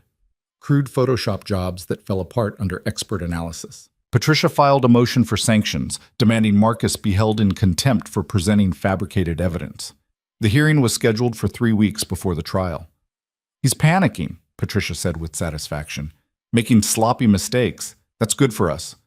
But Marcus had one more card to play. 2 days before the sanctions hearing, Emma's school called. There had been an incident. A man claiming to be conducting a child welfare check had tried to pull Emma from class for questioning. The school, to their credit, had refused and called Daniel immediately. But Emma was shaken, crying in the principal's office when Daniel arrived.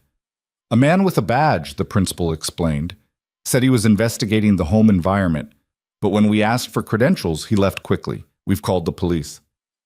Daniel held Emma, who was sobbing, into his shoulder. You're okay, sweetheart. You're safe. He knew my name, Emma hiccuped. He knew about Lena. He said you were in trouble and he needed to ask me questions. Rage flooded Daniel, white-hot and consuming. He called Patricia immediately. Get a restraining order, she said. Now. This crosses every line. That evening, with Emma finally asleep after hours of reassurance, Daniel and Lena sat in his living room. The fear had transformed into something harder, sharper. He went after my daughter, Daniel said quietly. My 7-year-old daughter, that's it. I'm testifying. I'm going to tell that judge exactly what Marcus Carter is. Daniel, no. I was trying to stay out of the spotlight, keep Emma protected, but he brought her into this, so now I'm all in. His hands were shaking with suppressed fury. I'm going to make sure everyone knows what kind of man he is. The restraining order hearing happened fast. Patricia presented evidence. The school incident, the surveillance, the harassment. Judge Harrison, already frustrated with Marcus's behavior, granted a temporary restraining order on the spot. Mr. Carter, you are to have no contact with Miss Carter, Mr. Hayes, or Mr. Hayes's minor daughter. No direct contact, no intermediaries, no surveillance. If I hear you violated this order, you'll be arrested. Do you understand? Marcus's new lawyer, Blackwell, had withdrawn after the forgery scandal, nodded stiffly. Yes, Your Honor. But Marcus himself looked unconcerned, like this was all beneath him, like he was still certain he'd win. The trial date arrived, January 15th. The courtroom was packed, not with spectators, but with lawyers, documents, evidence boxes. This wasn't a quick hearing, this was the main event. Patricia was in her element. Over 3 days, she systematically destroyed Marcus's case. She presented financial records showing Marcus had controlled every dollar, every account. Medical records documenting injuries Lena had sustained accidentally, testimony from the therapist Marcus had paid, who admitted under oath that the diagnoses were influenced by Marcus's version of events. She called Daniel to the stand. He testified about the night Lena arrived. Her condition, terrified, bruised, desperate. How she'd rebuilt her life from nothing. How Marcus had tried to destroy anyone who helped her. And the affair allegations? Patricia asked. Complete fiction. I met Lena the night she left her husband. There was nothing romantic between us at that time or for months after. We were friends. I was helping someone in need. At that time. Patricia's question was pointed. What about now? Daniel glanced at Lena. Now, yes, I care about her. But that happened after she'd left Marcus, after she'd started rebuilding. Not before, not during their marriage. It was the first time either had acknowledged it publicly. Lena felt heat rise in her face. Marcus's lawyer tried to shake Daniel's testimony, but he held firm, calm, honest, unbreakable. Then Lena took the stand. For 2 hours, she told her story. The isolation, the control, the bruises, the psychiatric commitment threat. Patricia guided her through it, letting Lena's words speak for themselves. Why didn't you leave sooner? Marcus's lawyer asked on cross-examination. Because I was scared. Because he'd convinced me I was nothing without him. Because every time I tried, he found a way to pull me back. Lena met Marcus's eyes across the courtroom. But I'm not scared anymore. And I'm not nothing. I'm someone who survived, who's building a life on my own terms. And he can't take that from me. The lawyer had no response to that. On the final day, closing arguments, Patricia was devastating. Your Honor, the evidence is clear. This was not a marriage, it was a prison. Mr. Carter systematically isolated Miss Carter, controlled her finances, monitored her movements, and when she dared to leave, he did everything in his power to destroy her. He lied to this court. He manufactured evidence. He harassed witnesses. He even targeted a 7-year-old child. This is not the behavior of a man seeking reconciliation. This is the behavior of a man who views his wife as property. Marcus's lawyer tried to salvage it, painting Lena as opportunistic, claiming the evidence of abuse was exaggerated, but even he seemed to know it was over. Judge Harrison took a 15-minute recess, then returned.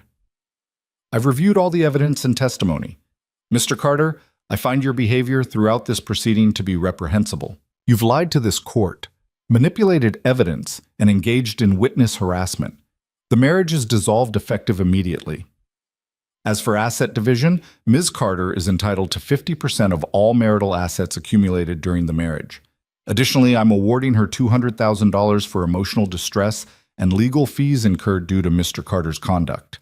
The restraining order is made permanent. Mr. Carter, if you violate it, you will face criminal charges. We're adjourned. His gavel came down. For a moment, nobody moved. Then the reality sank in. Lena had won. Outside the courthouse, she couldn't stop shaking. Daniel wrapped an arm around her while Patricia handled the press that had somehow materialized. How does it feel? A reporter called. Like I can breathe again, Lena said. The settlement took another month to finalize. When the check cleared, her half of the marital assets plus the damages award, Lena stared at her bank account in disbelief. It wasn't the fortune Marcus had, but it was enough. Enough to live on while she figured out what came next. She paid Rosa back for every meal the woman had quietly not charged her for. She paid Tom's sister 6 months of rent in advance. She bought herself a used camera, nothing fancy but functional, and cried when she looked through the viewfinder for the first time in 4 years. And she asked Daniel if they could talk. They met at a coffee shop, neutral ground. Lena had been living in her duplex for 3 months now, working at Casa Verde, building a life, but also keeping careful distance from Daniel's house. They'd seen each other at Emma's winter concert. Lena had kept her promise to watch Emma be a snowflake, but things had been polite, careful, undefined. I wanted to thank you, Lena said, for everything. I know I've said it before, but Lena, Daniel cut her off gently. You don't need to keep thanking me. I do, though. Because without you, I wouldn't have survived this. You gave me a place to land when I had nowhere. You stood by me when it would have been easier to walk away. You let me borrow your strength until I could find my own. So what happens now? Daniel asked. Now I figure out who I am, what I want, what kind of life I'm building. She met his eyes. But I know one thing for certain. I want you in it. You and Emma, if you'll have me. Lena, I fell for you months ago. Probably that first night when you showed up terrified and stubborn and refusing to stay down. But I didn't want to push. Didn't want you to feel obligated. I'm not obligated. I'm choosing. That's the difference. She reached across the table, took his hand. I'm choosing you, if you want that. More than anything, they were careful at first, both scarred by loss and trauma, both scared of screwing it up. But slowly, the relationship became real. Dinners that turned into sleepovers. Emma calling Lena on the phone just to chat. Quiet mornings and loud arguments and making up and making plans. 6 months after the divorce was finalized, Lena's photography started taking off. She'd built a website, started taking portrait sessions, small events. Word of mouth spread. She wasn't getting rich, but she was making art again. Being creative, being herself. Rosa promoted her to sous chef, which Lena turned down to focus on photography. But she kept working part-time, unwilling to completely leave the place that had given her a chance when no one else would. A year after the trial, Daniel asked Lena to move in. Not back into his house. They'd both agreed she needed to maintain her independence, but into a new place, together. A real decision made by two people who chose each other. They found a small house in Georgetown, not far from Casa Verde. It needed work. Of course it did. Everything in their lives seemed to. But it had a backyard for Emma and a spare room Lena could turn into a studio. On moving day, surrounded by boxes and chaos, Emma asked the question that had been building. Is Lena going to be my mom now? Daniel and Lena exchanged glances. They talked about this, but hearing Emma ask it directly was different. I'll never be your mom, Lena said gently, kneeling to Emma's level. Your mom was Sarah, and she loved you so much. I can't replace her, and I wouldn't want to, but I can be someone who loves you, who's here for you, who wants to be part of your life, if that's okay with you. Emma considered this seriously. Like a bonus person? Exactly like a bonus person. Okay, I'd like that. Emma hugged her, quick and fierce. Can I still call you Lena? Always. That night, after Emma was asleep in her new room, Daniel and Lena sat on the back porch of their new house. Their porch. Their house. Their choice. You ever think about that night? Daniel asked. When you knocked on my door? All the time. You ever regret it? Everything that happened after? Lena thought about it honestly. The fear, the fights, the cost, but also the strength she'd found, the life she'd built, the people who'd stood beside her. No, she said. Not for a second. You? Not even close. He pulled her closer. You saved yourself, you know. I just held the door open. Maybe, but I couldn't have done it alone. Good thing you didn't have to. They sat in comfortable silence, watching the city lights twinkle in the distance. Lena thought about Marcus, wondering briefly where he was, what he was doing. The restraining order held. She'd heard through Patricia that he'd remarried already, some socialite who looked eerily similar to Lena. She hoped the new wife would be okay, hoped someone would hold a door open for her if she needed it. But mostly, Lena didn't think about Marcus at all anymore. He was the past.